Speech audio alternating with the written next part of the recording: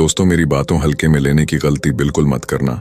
अब सुनो, संकल्प करना ही मन का लक्षण है। मन संकल्प रूप में रहता है, इसलिए जो संकल्प है वही मन है। संसार में सारा इंद्रजाल मन के द्वारा ही फैलाया हुआ है। जब तक मन की कल्पना चलती रहती है तब तक मोक्ष नहीं हो सकता। यह सारा विश्व ही ब्रह्मा की मानसिक सृष्टि है। हमारा यह शरीर मूल प्रकृति, 5 महाभूत मन बुद्धि अहंकार आदि 24 तत्वों से बना हुआ है। मन 5 महाभूतों से पैदा होता है और स्वयं किसी का कारण नहीं है, इसलिए यह विकृति कहलाता है। यह इंद्रियों पर राज्य करता है। इसके बिना इंद्रियां विषय भोग नहीं कर सकती, यही इंद्रियों से कर्म करवाता है। राजा परीक्षित को समझाते हुए परमहंस शुकदेव जी कहते हैं कि मन से कभी मित्रता नहीं करनी चाहिए, जैसे कि चालाक शिकारी पकड़े हुए पशु का विश्वास नहीं करते।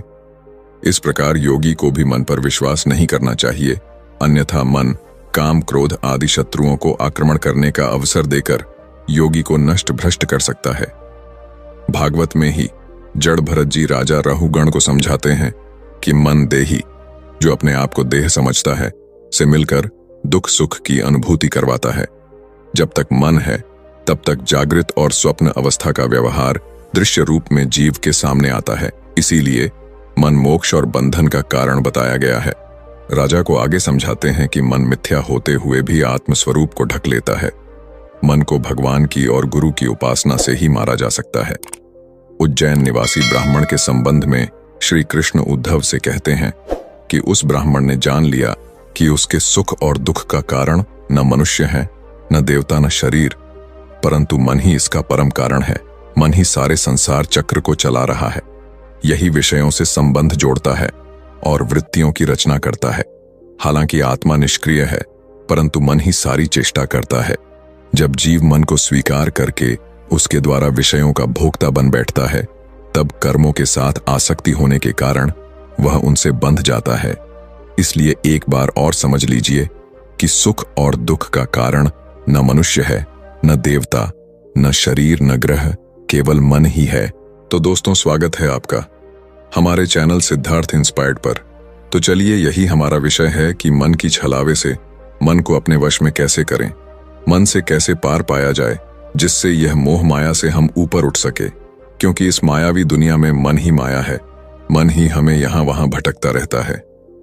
दोस्तों, चलिए प्रारंभ करते हैं उन ज्ञान में कहानियां द्वारा। इस बात को समझने के लिए तो हमारे वीडियो के अंत तक ध्यानपूर्वक अवश्य बने रहे। आपका बहुत बहुत स्वागत है।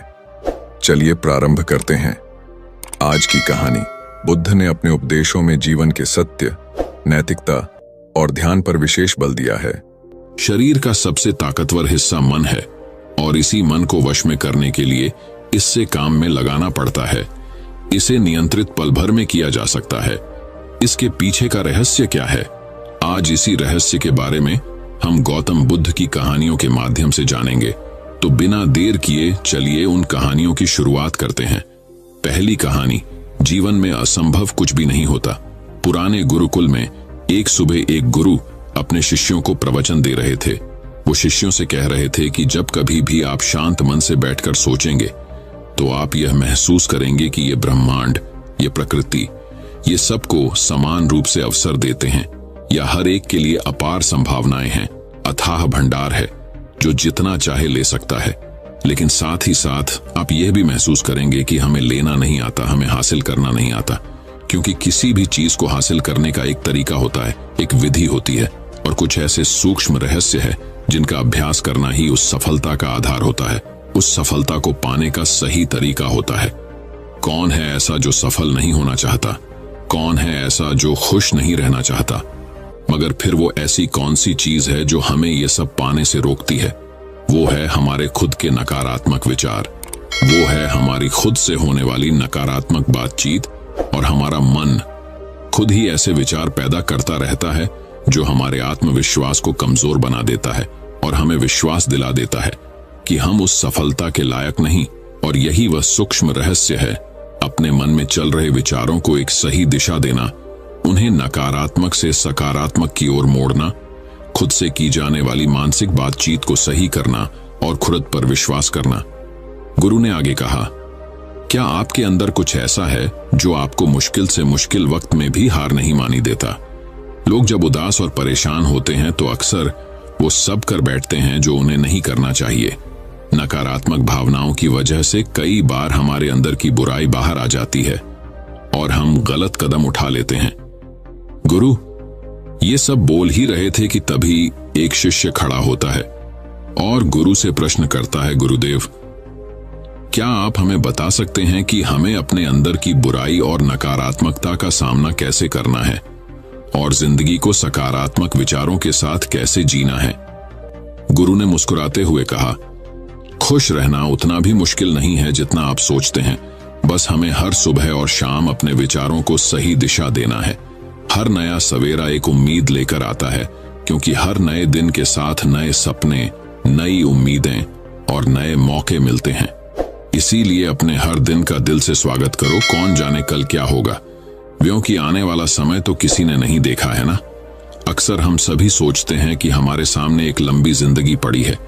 ये बात सच है, लेकिन यह भी एक सच है कि जिंदगी का कोई भरोसा नहीं, कब क्या हो जाए कहना बड़ा मुश्किल है। इसीलिए हर दिन को अपना एक नया जन्म समझकर जीना शुरू करो, क्योंकि इस सोच के साथ जीवन जीने से आप कभी दोबारा उदास महसूस नहीं करेंगे, बल्कि आप खुद से और अपने करीबी लोगों से और भी ज्यादा प्रेम करने लगेंगे। और फिर जो भी करेंगे पूरे जोश और उत्साह के साथ करेंगे।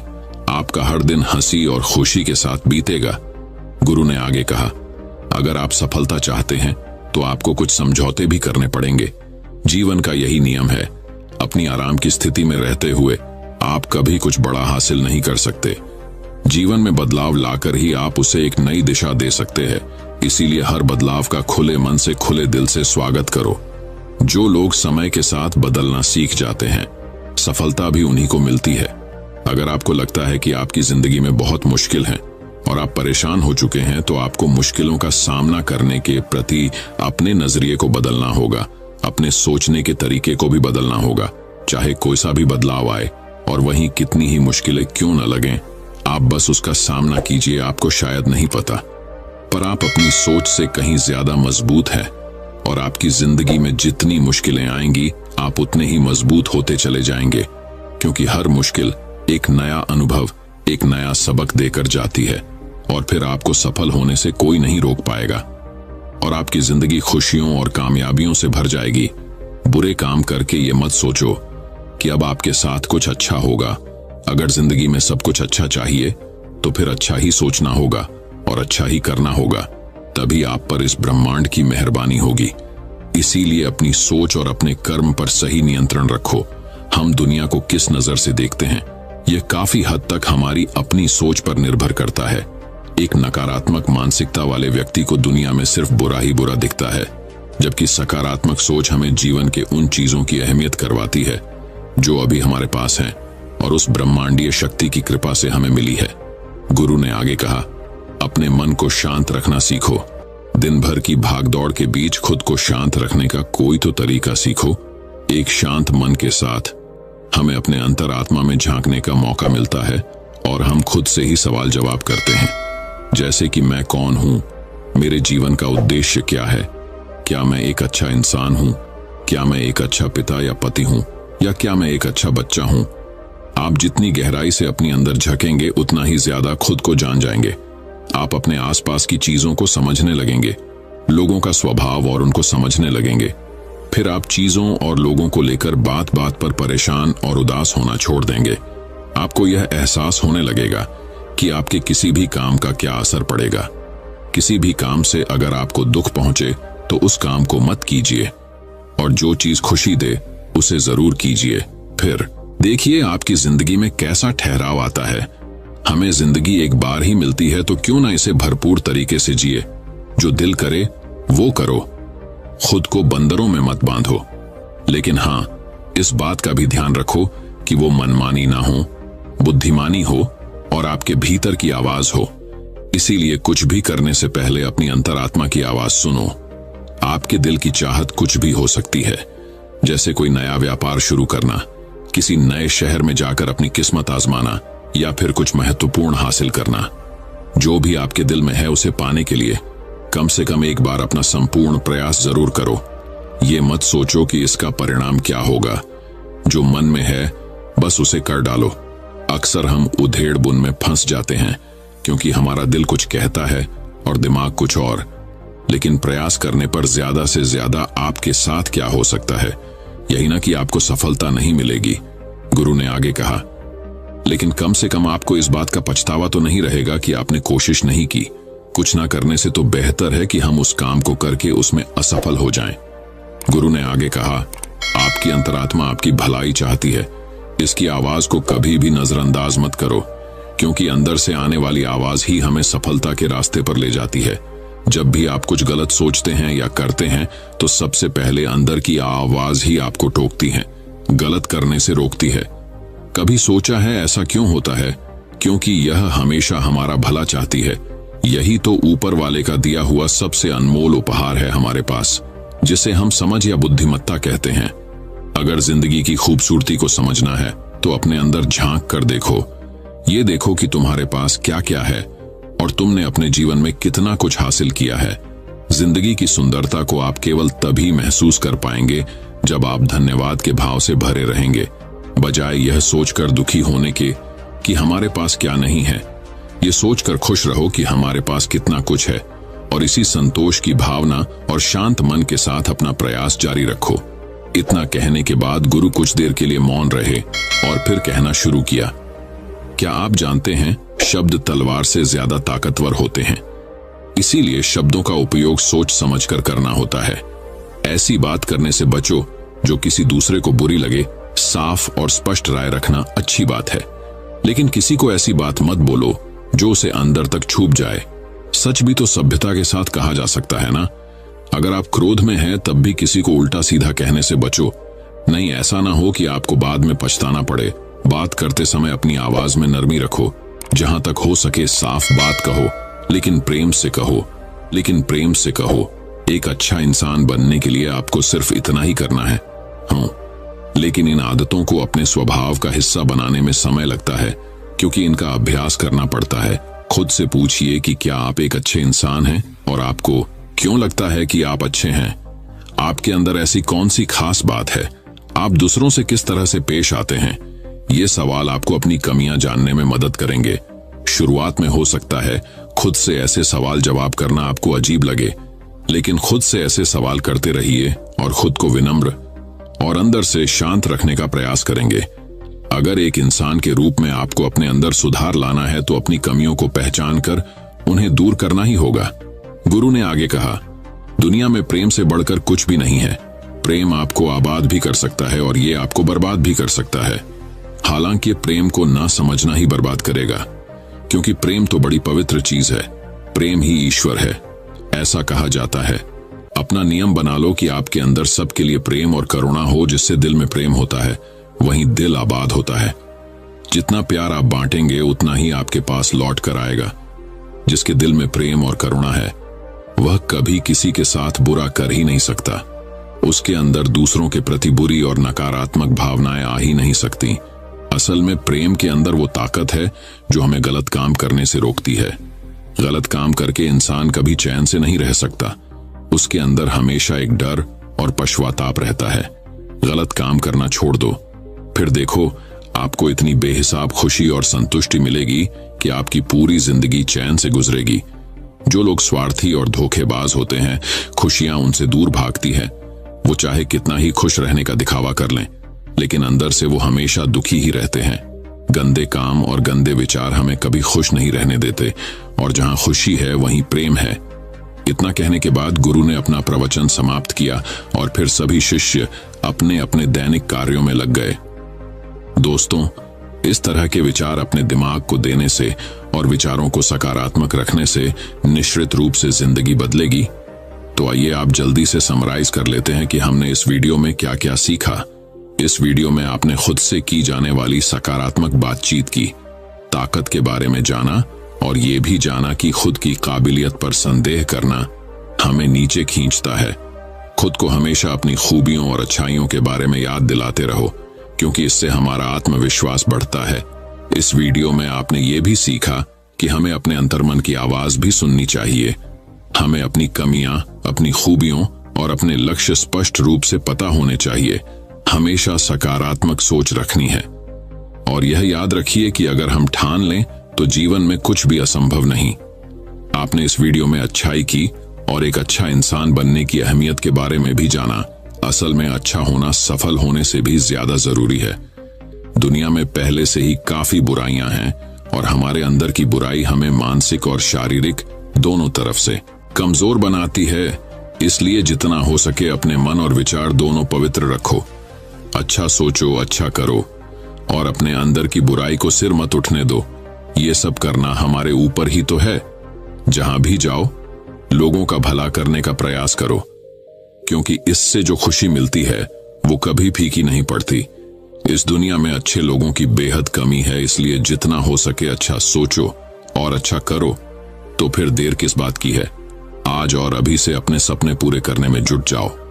तो चलिए दोस्तों, अब बढ़ते हैं हमारी दूसरी कहानी की तरफ। दूसरी कहानी, दिमाग की शक्ति वापस पाओ। दोस्तों, अक्सर हमारा दिमाग विचारों से भरा रहता है। हम लोगों के बारे में, अपने बारे में, अपने काम के बारे में, परिवार के बारे में, और वो सब सोचते रहते हैं। जो हमारे दिमाग में भरा रहता है वह कभी भी साफ नहीं होता है और इसीलिए हमें वह सब बार बार याद आता है और हम दुखी और चिंतित रहते हैं। लेकिन इस कहानी से आप अपने मन को अच्छी तरह से साफ कर पाएंगे। आप अपने मन की धुलाई खुद कर सकते हैं। एक बार एक गुरु और शिष्य एक सुनसान जंगल से गुजर रहे थे। तभी शिष्य अपने गुरु से एक सवाल करता है, गुरुजी, ऐसा क्या होता है कुछ लोगों के पास कुछ भी नहीं होता लेकिन फिर भी वो सुखी रहते हैं, आनंद में रहते हैं, और कुछ लोगों के पास सब कुछ होते हुए भी उदासी उनके चेहरे से साफ दिखाई देती है। गुरु ने एक मुरझाए हुए फूल की तरफ इशारा करते हुए अपने शिष्य से कहा कि यह सोचने की और समझने की बात होती है। अगर ये फूल ये सोचेगा कि मैं कल मुरझा गया था या फिर ये सोचेगा कि मैं भविष्य में फिर से मुरझा जाऊंगा, तो ये कभी भी खुलकर पूरे तरीके से खिल नहीं पाएगा। अपने सुंदर स्वरूप में यह कभी भी आ नहीं पाएगा और अपनी खुशबू से इस प्रकृति में बिखेर नहीं पाएगा। उसी प्रकार इंसान अपने अतीत की यादों में खोया रहता है या फिर अपनी भविष्य की कल्पनाएं करता रहता है। भविष्य के दुखों के बारे में सोचता रहता है या भूतकाल में जो उसके साथ बुरा घटित हुआ है उसके बारे में सोच सोच कर वो अपने भविष्य के लिए चिंतित होता रहता है। तो ऐसा मनुष्य जीवन में कभी भी सुख अनुभव नहीं कर सकता। यह समझने की बात होती है कि जीवन हमेशा वर्तमान में होता है। अतीत और भविष्य की कल्पनाएं हमेशा मनुष्य को मृत्यु की तरफ लेकर जाती है। इसलिए यह जरूरी हो जाता है कि जिस प्रकार हम अपने शरीर की देखभाल करते हैं उसे बीमारियों से दूर रखने के लिए उसकी अंदर से गंदगी भी साफ करते रहते हैं, उसी प्रकार समय समय पर हमें अपने मन और मस्तिष्क की भी गंदगी साफ करते रहना चाहिए, उसकी धुलाई करते रहना चाहिए।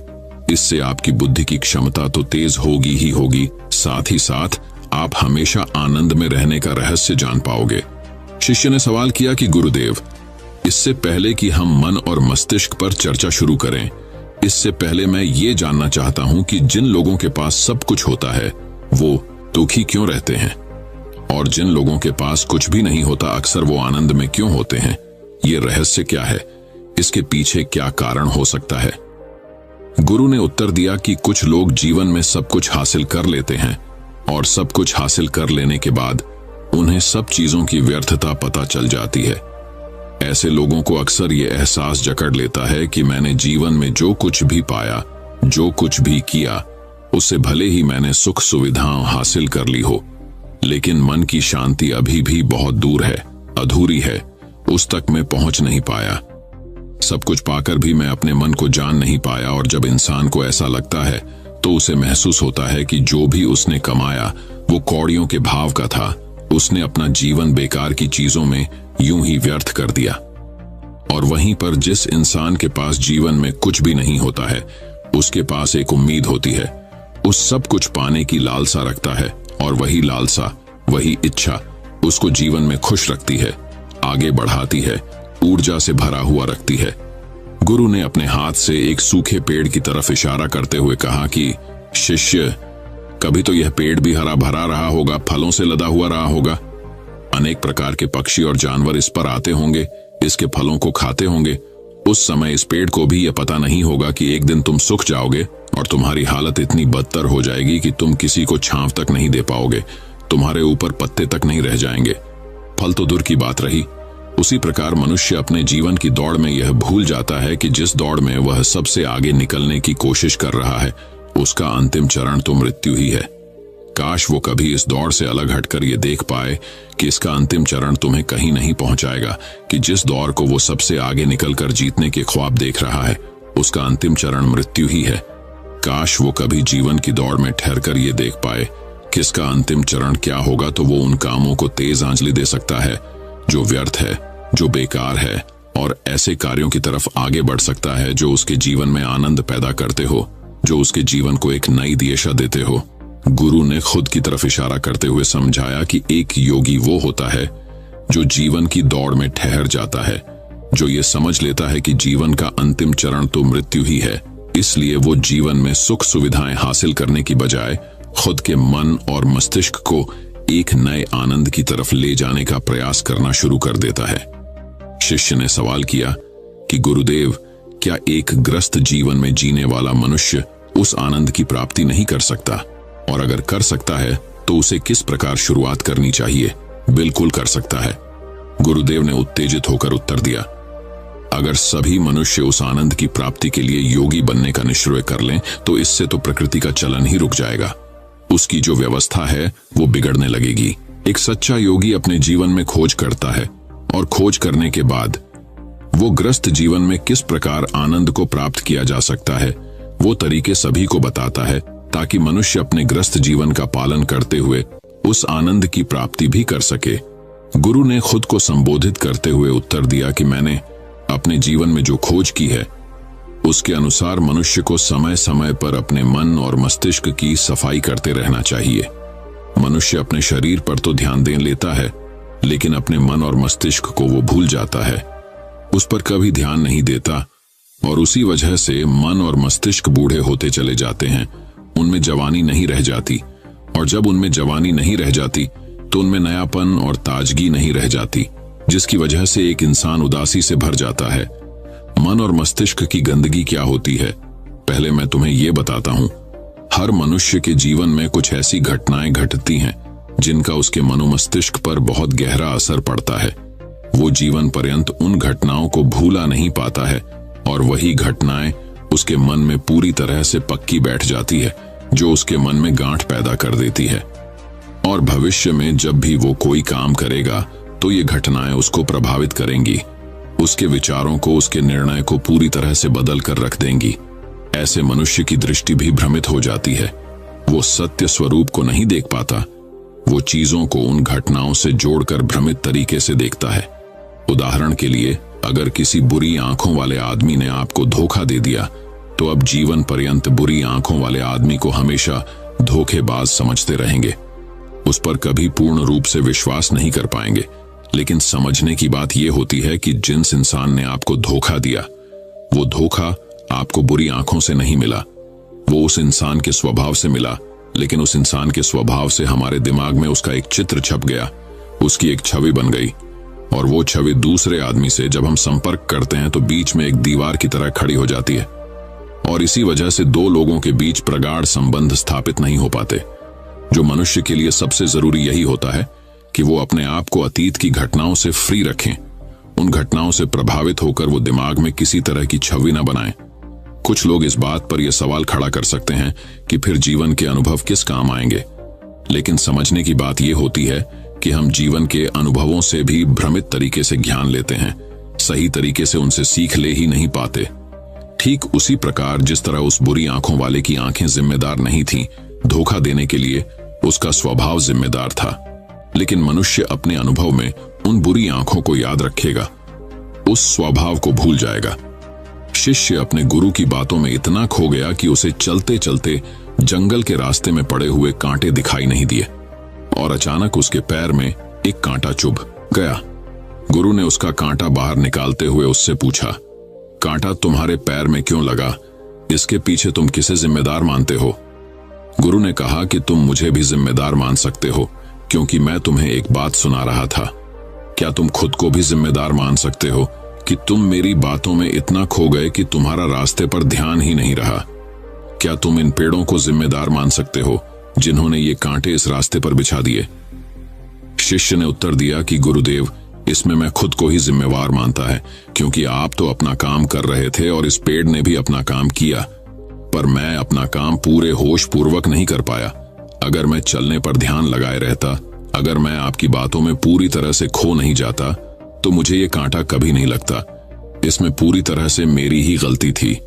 गुरु ने अपने शिष्य की पीठ थपथपाते हुए आगे कहना शुरू किया कि जो घटनाएं हमारे मन को प्रभावित करती हैं, जरूरी हो जाता है कि उन घटनाओं को हम किसी भी तरह अपने मन से बाहर निकाल दें, और उसके लिए सबसे सरल तरीका है कि अपनी भावनाओं को व्यक्त करना सीखो।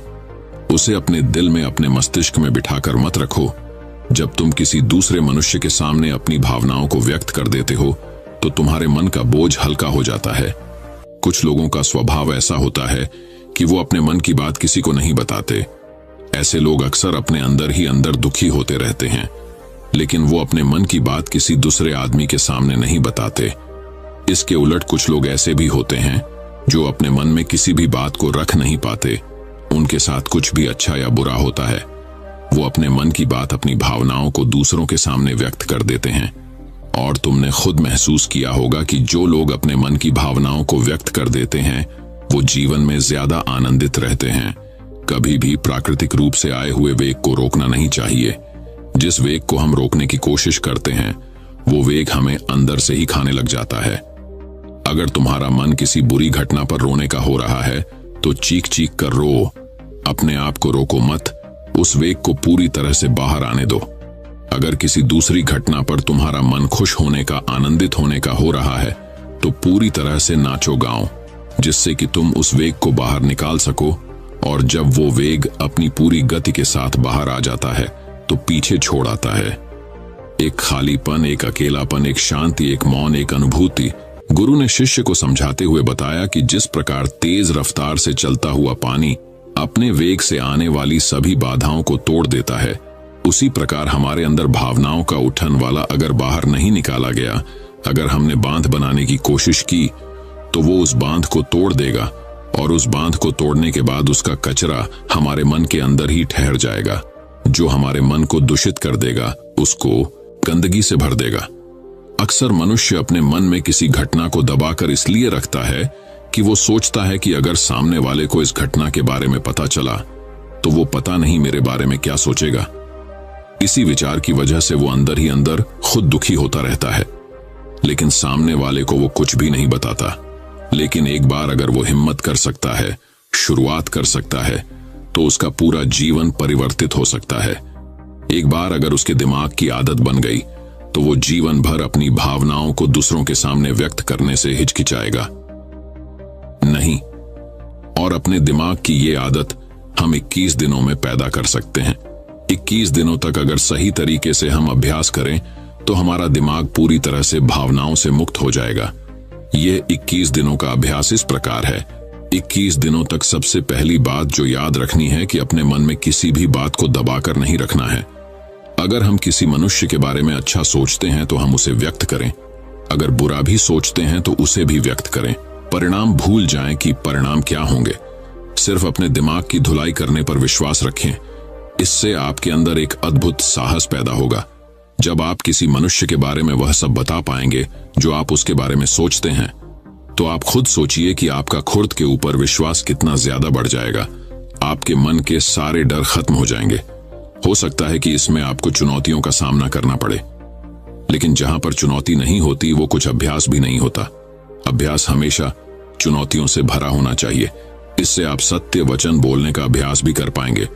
अक्सर हम दूसरों को प्रभावित करने के लिए वो सब बोलते हैं जो उन्हें अच्छा लगता है, लेकिन वो नहीं बोलते जो हम उनके बारे में सचमुच में सोचते हैं। और यही हमारी सबसे बड़ी भूल हो जाती है। इससे हमारा पूरा अस्तित्व झूठ बनकर रह जाता है। और अपनी भावनाओं को व्यक्त करते समय यह भी जरूर ध्यान रखें कि आपके अंदर जो भावनाएं उस इंसान के प्रति उठ रही हैं, उनके पीछे का मूलभूत कारण क्या है।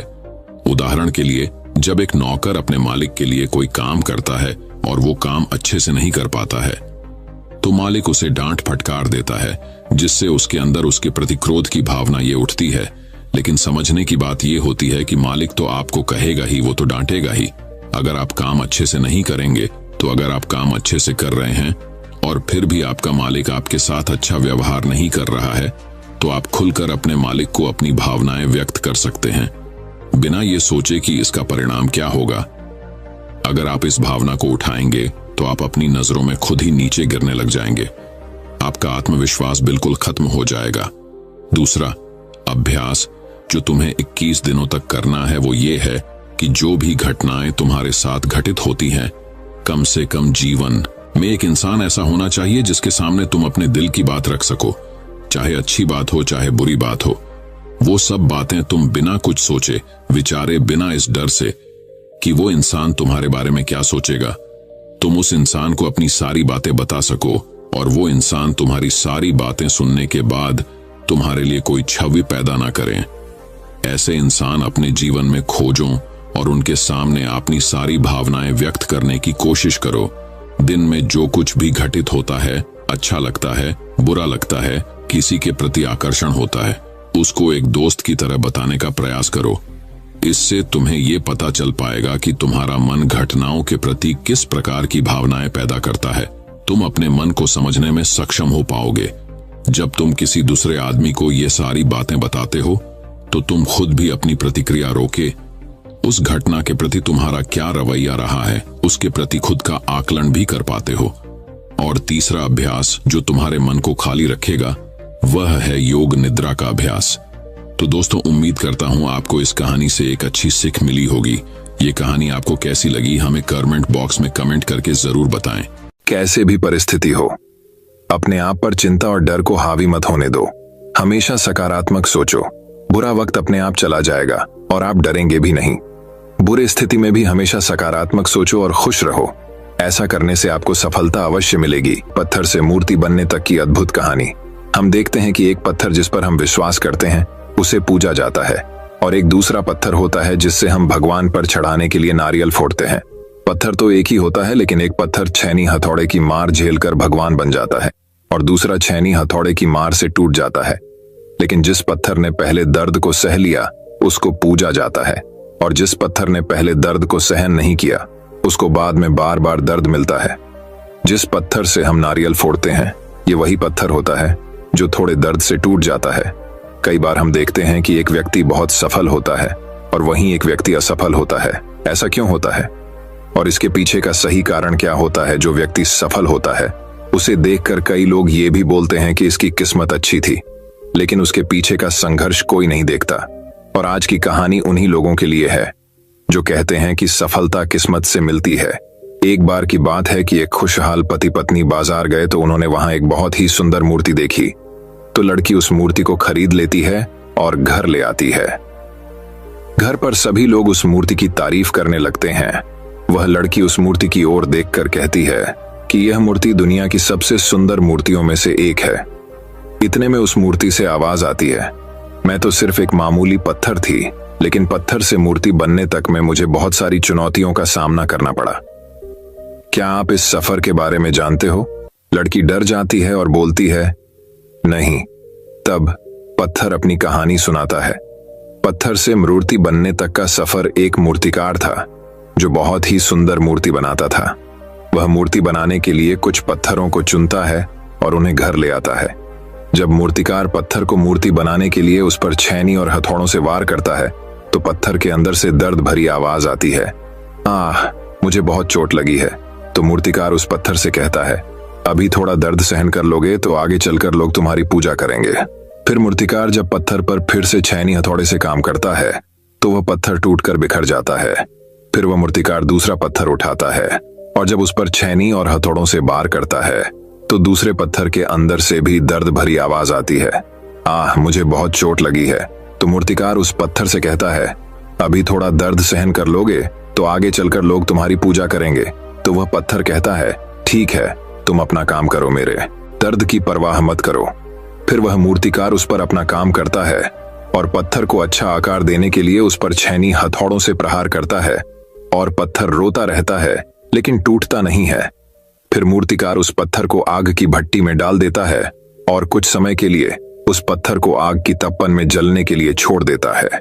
उसके बाद मूर्तिकार उस पत्थर को और अच्छा आकार देता है और उस पर कलर करता है, और यह सब दर्द पत्थर बर्दाश्त करता है। तब जाकर एक पत्थर मूर्ति बनता है, और फिर कुछ लोग उस मूर्ति को खरीदने के लिए उस मूर्तिकार के पास आते हैं और मूर्ति को खरीद लेते हैं। इतना कुछ सहना पड़ता है, तब जाकर एक पत्थर मूर्ति बनता है, और तब जाकर लोग उस पत्थर को पूजते हैं। इसी तरह जब एक पत्थर को भी अपने आप की पूजा कराने के लिए छैनी, हथौड़ों और आग की भट्टी में जलना पड़ता है, तो फिर एक इंसान को भी खुद को सफल बनाने के लिए मेहनत की भट्टी में झोंकना पड़ेगा। सीख: जिस तरह एक पत्थर को मूर्ति बनने के लिए तपना पड़ता है, उसी तरह हर इंसान को सफलता पाने के लिए मेहनत की भट्टी में तपना पड़ता है, तब जाकर ही सफलता मिलती है। चलिए दोस्तों, हमारी अगली कहानी की तरफ। चूहे से शेर, फिर शेर से चूहे तक की कहानी। एक जंगल में तेजस्वी साधु तपस्या कर रहे थे। उसी समय वहां पर चूहा भागता भागता आया और साधु जी से बोलता है, बचा लो साधु जी, बचा लो। तो साधु जी पूछते हैं, क्या हुआ? तो चूहा बोलता है, बिल्ली मेरे पीछे पड़ी है, मुझे खा जाएगी, मुझे बचा लीजिए। साधु जी को उस चूहे पर दया आ जाती है, और साधु जी उस चूहे के सिर पर हाथ फेरते हैं और उसे बिल्ली बना देते हैं। कुछ टाइम होता है, वही चूहा जो बिल्ली बन चुका होता है फिर से भागता भागता आता है और बोलता है, साधु जी बचा लो, बचा लो। साधु जी बोलते हैं, अब क्या हुआ? अब तो तू बिल्ली बन गया है, अब क्या परेशानी आ गई? बिल्ली बोलती है, साधु जी अब मेरे पीछे एक कुत्ता पड़ गया है, मुझे बचा लीजिए, नहीं तो वो मुझे मार डालेगा। तो साधु जी उसके सर पर हाथ फेरते हैं और उसे कुत्ता बना देते हैं। वो कुत्ता वहां से चला जाता है। कुछ टाइम बाद फिर वो कुत्ता भागते भागते आता है और साधु जी से बोलता है, अब मेरे पीछे शेर पड़ गया, मुझे बचा लीजिए। तो साधु को दया आ जाती है और उस कुत्ते को अब शेर बना देते हैं, और साधु जी बोलते हैं, अब तुझे कोई नहीं खा सकता, अब तू जंगल का राजा है, तुझे किसी से डरने की जरूरत नहीं है, तू ही जंगल पर राज करेगा। कुछ टाइम होता है, साधु जी तपस्या में लीन थे और तभी वहां पर शेर आ जाता है और चिल्लाने लगता है, साधु जी बचाओ बचाओ। साधु जी सोच में पड़ गए, इस चूहे को जंगल का राजा शेर बना दिया, फिर भी ये डरा हुआ है। साधु जी पूछते हैं, अब क्या हुआ? अब तो तुम जंगल के राजा हो, अब किससे डरे हुए हो? शेर बोलता है, साधु जी जंगल में शिकारी आ गए, वो मुझे पकड़ कर ले जाएंगे। इस बार साधु जी शेर के सर पर हाथ फेरते हैं और उसे फिर से चूहा बना देते हैं और कहते हैं कि मैं सिर्फ तेरे शरीर को बदल सकता हूं, लेकिन तेरे अंदर बैठे चूहे के नजरिए को नहीं बदल सकता। तुझे शेर तो बना दिया, लेकिन तेरा नजरिया आज भी चूहे का था, इसीलिए तू डरा डरा घूम रहा है, तू चूहा ही अच्छा है। सीख: इस कहानी से सीखना चाहिए कि किसी भी चीज से ज्यादा महत्वपूर्ण होता है हमारा नजरिया। इस कहानी से मैं बताना चाहता हूं कि चूहे को शेर की खाल भी पहना दी जाए तो वो चूहा ही रहता है, शेर नहीं बन सकता जब तक उसका अंदर से उसका नजरिया न बदल जाए। जैसे कि चूहे को शेर बनाने के बाद भी डरा हुआ था, क्योंकि उसका नजरिया चूहे का था। अगर वो अपना नजरिया बदल लेता तो शेर बनने के बाद वो पूरे जंगल पर राज करता, फिर चाहे कोई भी हो उसका कुछ नहीं बिगाड़ पाता। हर फील्ड में आपका नजरिया देखा जाता है, क्योंकि एक व्यक्ति की सफलता उसके नजरिए में छुपी होती है। अगर एक व्यक्ति पहले ही ये नजरिया बना ले कि ये काम नहीं हो सकता और मैं शायद ही इस काम में सफल हो सकता हूं, तो वह व्यक्ति सफल नहीं हो सकता। लेकिन अगर एक अटूट और दृढ़ नजरिया बना लिया जाए कि मुझे सफल होकर ही दिखाना है, तो कोई नहीं रोक सकता। इसलिए हमें अपना नजरिया शेर का रखना है, न कि चूहे का, तभी आप अपनी फील्ड में सफलता हासिल कर सकते हैं। चलिए दोस्तों, हमारी अगली कहानी की तरफ। अकेले लड़ने की ताकत। कभी कभी हमें जीवन में अकेले लड़ने की आवश्यकता होती है। यह कहानी एक ऐसे लड़के की है जो अपने लक्ष्य की ओर आगे बढ़ने के लिए अपनी अकेलापन को एक सुनहरा अवसर बनाता है। एक समय की बात है, एक छोटे से गांव में एक लड़का रहता था। वह बहुत सपने देखता था और अपने लक्ष्यों की प्राप्ति के लिए प्रयास करने का निरंतर जुनून रखता था, परंतु उसके पास न कोई साथी था, न कोई मार्गदर्शन करने वाला। उसके परिवार में भी उसके सपनों को समझने वाला कोई नहीं था। इसलिए उसे लगता था कि वह अकेलेपन की जंजीरों में बंद है और उसके सपने अधूरे रहेंगे। फिर भी उसने निरंतर मेहनत की और अपनी आत्मविश्वास की आवाज को बुलंद किया। उसकी इच्छा शक्ति और संघर्ष ने उसे सही दिशा में आगे बढ़ाने की शक्ति दी। एक दिन उसे अपने गांव के बाहर एक पुस्तकालय का पता चला। वह आश्चर्यचकित हुआ, क्योंकि उसे पहले कभी ऐसी जगह नजर नहीं आई थी। धीरे धीरे उसने उस पुस्तकालय के दरवाजे पर कदम रखा। वहां जाकर उसने देखा कि लोग पुस्तकों के बीच खोए रहते हैं और वहां की शांतिपूर्णता और ज्ञान के वातावरण ने उसे संतुष्ट कर दिया। अपनी उत्कृष्टता को पहचानते हुए उसने निर्णय किया कि वह पुस्तकालय में समय बिताएगा।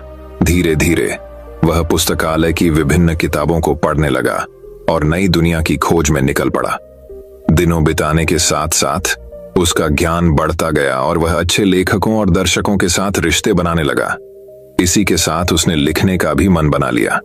उसने कई लेख लिखे, जिसमें से उसका एक लेख प्रकाशित हुआ और उसे अवसर मिला अपने लेखकीय कौशल को दुनिया के सामने प्रदर्शित करने का।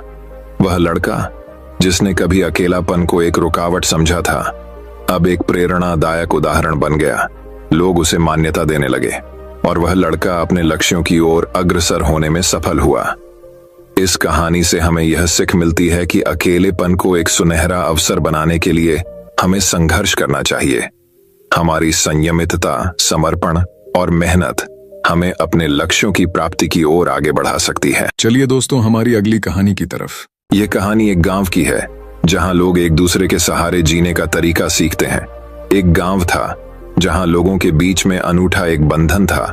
यहाँ के लोग एक दूसरे के साथ मेहनत करते, सहायता करते और एक दूसरे के साथ खुशियों और दुखों को बांटते थे। इस गांव की कहानी बहुत ही अनोखी थी। एक बार गांव में एक नया आदमी आया। उसका नाम राम था। राम बहुत ही निराशाजनक हालात में आया था। वह एक छोटे से गांव में दूर रहते थे, जहां उनका परिवार बीमारियों और तंगी में फंसा था। उन्होंने सोचा कि वह इस गांव में आकर नए जीवन की कोशिश करेंगे। राम गांव में आकर एक आदर्श बनने के लिए प्रयास करने लगे। वे हर काम में मेहनत करते, दूसरों की सहायता करते और सबके लिए प्रेरणा स्रोत बन गए। दूसरे लोगों की खुशियों और दुखों में भी वे सहभागी रहते। एक बार गांव में बड़ा दुख का समय भी आया, जब गांव के मुखिया का बेटा अचानक बीमार पड़ गया। उसकी स्थिति गंभीर थी और उसके परिवार को इलाज के लिए पैसों की आवश्यकता थी, लेकिन गरीबी के कारण परिवार के पास इतनी धनराशि नहीं थी। जब राम ने इसे सुना, उन्होंने तत्परता से अपनी सभी बचत की राशि का उपयोग करके परिवार की मदद की। वे नहीं चाहते थे कि इस दुखी परिवार को किसी भी हमारी तरह जूझना पड़े। उन्होंने बचत की राशि के साथ साथ दूसरे गांव वालों को भी अपील की और उन्होंने भी उस परिवार की सहायता की। इस आपातकाल में गांव वालों ने एक बड़ी टीम बना ली। सभी ने मेहनत करके और अपने संगठन के साथ मिलकर इलाज के लिए पैसे इकट्ठा किए। थोड़े समय के बाद बेटे का इलाज हुआ और वह पूरी तरह स्वस्थ हो गया। इस घटना के बाद गांव वालों के मदद करने के इरादे एक दूसरे के साथ और भी मजबूत हो गए। यह उनकी सद्भावना, नेकी और सामर्थ्य का परिणाम था। वे सभी ने समझा कि दूसरों की मदद करके ही हमारा असली लक्ष्य पूरा होता है। वह गांव अब एक परिवार की तरह था, जहां हर कोई एक दूसरे का सहारा था। यहाँ के लोग अपनी खुशियों और दुखों को साझा करते, एक दूसरे की मदद करते और अपने संघर्षों को साथ में झेलते थे। वे सब मिलकर इस दुनिया में एक सुंदर और समृद्ध जीवन जीने का तरीका सीख गए। चलिए दोस्तों, हमारी अगली कहानी की तरफ। सपनों की उड़ान। इस कहानी में हम एक छोटे से गांव की बच्ची की कहानी सुनते हैं, जो अपने सपनों को पूरा करने के लिए कठिनाइयों का सामना करती है। एक छोटे से गांव में लक्ष्मी नाम की एक बच्ची रहती थी। वह बहुत ही संवेदनशील और सपनों की दुनिया में खोई रहने वाली थी। लक्ष्मी के दिल में एक सपना था कि वह एक दिन अपने गांव को ऊंचाइयों तक ले जाएगी और उसे खुशहाली और सम्मान की ऊंचाइयां प्राप्त होंगी। लक्ष्मी के पास गरीबी के कारण कई कठिनाइयां थीं। उसके परिवार को रोजगार की कमी थी और उन्हें बुनियादी आवश्यकताओं को पूरा करने के लिए संघर्ष करना पड़ता था। लेकिन लक्ष्मी नहीं हारी। वह हमेशा अपने सपनों के पीछे लगी रहती थी। उसका पहला कदम उसने शिक्षा में आगे बढ़ाकर उठाया। गांव में उसके स्कूल नहीं था, लेकिन उसने खुद को पढ़ाई के लिए समर्पित कर दिया। वह दूसरे गांव जाती और पढ़ाई के लिए पूरी मेहनत करती। संघर्ष और कठिनाइयों के बावजूद वह अपने लक्ष्य की ओर बढ़ रही थी। लक्ष्मी की दृढ़ता और मेहनत ने उसे सफलता की ओर ले जाया। उसने अपनी पढ़ाई पूरी की और उच्च शिक्षा हासिल की। जब वह वापस अपने गांव लौटी तो उसने गांव के लिए प्राइवेट स्कूल शुरू किया। वह हर बच्चे को शिक्षित करना चाहती थी। उसका पढ़ाने का तरीका बेहद अनोखा था, जिसके कारण वहां के बच्चे बुद्धिमान बनने लगे। लक्ष्मी के संघर्ष और प्रगति की कथा गांव के लोगों को प्रेरित करने लगी। वह उनकी आदर्श बन गई और उन्होंने भी अपने सपनों की पूर्ति के लिए मेहनत करना शुरू कर दिया। इस तरह लक्ष्मी ने अपने गांव को ऊंचाइयों तक ले जाने में सहायता की और लोगों को आर्थिक और सामाजिक रूप से सशक्त बनाया। यह कहानी हमें सिखाती है कि हमें अपने सपनों के पीछे दृढ़ता से खड़े होना चाहिए। कठिनाइयों के बावजूद हमें अपनी मेहनत और समर्पण बनाए रखने की आवश्यकता होती है। जब हम अपने सपनों के प्रति विश्वास रखते हैं और मेहनत करते हैं तो हम आपातकाल में भी सफलता की ओर बढ़ सकते हैं। चलिए दोस्तों, हमारी अगली कहानी की तरफ। खुशी का राज। एक बार की बात है, एक गांव में एक महान आरशी रहते थे। उस गांव के लोग उस आरशी का बहुत ही सम्मान करते थे। गांव के सभी लोगों को जब भी कोई समस्या हो तो वे आरशी अपनी समस्या का समाधान अवश्य बताते थे। सभी गांव वाले उस आरशी से बहुत प्रसन्न थे। हर बार कोई नई समस्या लेकर उस आरशी के पास आए और महान आरशी उस समस्या का हल बताएं। एक बार एक व्यक्ति उस आरशी के पास एक प्रश्न करता आया और आरशी से पूछा कि गुरुजी, मैं एक प्रश्न करता चाहता हूं। तो आरशी ने कहा कि प्रश्नोत्तरी क्या है? तो वह व्यक्ति कहता है, मैं खुश कैसे रह सकता हूं, मेरी खुशी का राज क्या है? इतने में आरशी ने जवाब दिया कि आपको मेरे साथ जंगल में घूमना होगा। कुछ समय बाद वह व्यक्ति खुशी का राज देखने के लिए आरशी के साथ जंगल में जाने के लिए निकलता है और दोनों जंगल में जाते हैं। तभी रास्ते में एक बड़ा पत्थर आता है और आरशी उस पत्थर को अपने साथ लेने के लिए उस व्यक्ति को बताता है। उसने आरशी के आदेश पर व्यक्तिगत रूप से उस पत्थर को अपने हाथों में उठाया हुआ माना। कुछ समय बाद उस व्यक्ति को उस भारी पत्थर से दर्द होने लगा। वह व्यक्ति इस दर्द को सहन कर लेता है और रहता है। काफी समय तक वह व्यक्ति उस दर्द को सहन कर लेता है, परंतु जब उसे अधिक कष्ट होता है तो ऐसा प्रतीत होता है कि महान आरशी कहते हैं कि मुझे कष्ट हो रहा है और मैं थक गया हूं। ये आरशी कहते हैं कि इसे नीचे रख दो। वह व्यक्तिगत पत्थर को नीचे रखता है और उसे राहत देता है। फिर मुनि कहते हैं कि यही सुख का राज है। वह व्यक्ति पूछता है कि गुरु, मुझे कुछ समझा नहीं। फिर वापस आरशी उस व्यक्ति को उत्तर देते हैं कि जिस तरह से आपने इस भारी पत्थर को 10 मिनट तक रखा था तो आपको थोड़ा कष्ट हुआ, 20 मिनट तक उठाया गया तो अधिक से अधिक समय तक लगाया गया तो अधिक दर्द हुआ। ठीक इसी तरह देर तक हम अपने दुखों का बोझ फिर से उठाएंगे तो हमें खुशी नहीं मिलेगी, अंतिम रिश्ते ही रहेंगे। हमारी खुशी का राज सिर्फ इस पर प्रतिबंध है कि हम थोड़ी देर तक दुखों का बोझ अपने ऊपर रख सकें। अगर आपके जीवन में खुशी है तो कभी अपने ऊपर दुख को हावी मत दो। दुख इस भारी पत्थर की तरह है जो हम जैसे दिखने वाले पत्थर ही हमें दर्द और कष्ट जीवन भर देते हैं। चलिए दोस्तों, हमारी अगली कहानी की तरफ। इंतजार का फल सब्र का फल मीठा होता है। आपने इस मुहावरे को जरूर सुना होगा। आज हम इस कहानी से जानते हैं कि इसका मतलब क्या होता है। जब सूर्य अस्त होता है तब हल्की फुल्की सादृश्यता उत्पन्न होती है और चारों ओर शांत वातावरण एक अंधेरे सा छा जाता है। सभी जीव जंतु, पशु पक्षी अपने अपने निवास स्थान पर चले जाते हैं और ऊंची ऊंची हवाएं चलने लगती हैं। हम जब भी आकाश की ओर देखते हैं तो सूर्य अस्त होता है। उसी समय आकाश में तारे टिमटिमाने आते हैं। कुछ तारे अत्यंत आकर्षक हैं, लेकिन कुछ कम आकर्षक हैं। अधिक टिकाऊ वाले निगम पर हमारी नजर बहुत कम है, इसलिए हम उन पर ध्यान नहीं दे पाते और उनकी प्राकृतिक फीकी पड़ जाती है। लेकिन उन सब में से एक ऐसा तारा होता है जो और भी चमकता है, जो आने से पूरा आकाश जगमगा जाता है। वह इतनी सुंदर और चमकदार होती है कि उसकी जगमगाते लोगों के चेहरे पर खुशी आ जाती है। हम उसे स्वाति नक्षत्र के नाम से जानते हैं। परम चमकदार और सुंदर होता है, जिसके आने से लोग खुश हो जाते हैं। बाकी के नक्षत्र स्वाति नक्षत्र से ईर्ष्या करते हैं और अपनी इस तृष्णा की कथा को श्री नारद मुनि को अर्पित करते हैं। नारद मुनि ने उन सभी को समझाया जिनमें कहा गया है कि देखो, जो भी सब्र करता है उनकी कीर्ति दुनिया में है। और मुझे स्पष्ट रूप से पता चलता है कि आप लोगों में धैर्य नहीं है, इसलिए आप लोग सायंकाल में घटित होते सब्र का फल मीठा होता है। आपने इस मुहावरे को जरूर सुना होगा। आज हम इस कहानी से जानते हैं कि इसका मतलब क्या होता है। जब सूर्य अस्त होता है तब हल्की फुल्की सादृश्यता उत्पन्न होती है और चारों ओर शांत वातावरण एक अंधेरे सा छा जाता है। सभी जीव जंतु, पशु पक्षी अपने अपने निवास स्थान पर चले जाते हैं और ऊंची ऊंची हवाएं चलने लगती हैं। हम जब भी आकाश की ओर देखते हैं तो सूर्य अस्त होता है। उसी समय आकाश में तारे टिमटिमाने आते हैं, होते ही तुरंत जगमगाने लगते हैं। लेकिन स्वाति नक्षत्र भारी समय के बाद आकाश के करीब आता है और उसकी सतह इतनी अधिक हो जाती है, सभी लोगों के चेहरे पर मुस्कान आती है। ऐसा कहा जाता है कि सब्र करना चाहिए क्योंकि उसका फल हमें मीठा होता है। यदि तुम देर से आकाश में टिमटिमाते होते तो भी महत्वपूर्ण होते और तारामंडल भी लोग अलग नाम से जानेंगे। नारद मुनि द्वारा बताई गई बात सभी स्टैंडर्ड को समझ आ गई। सब्र का फल मीठा होता है, यह बात हम सभी जानते हैं और हम लोगों ने इसे महसूस भी नहीं किया है।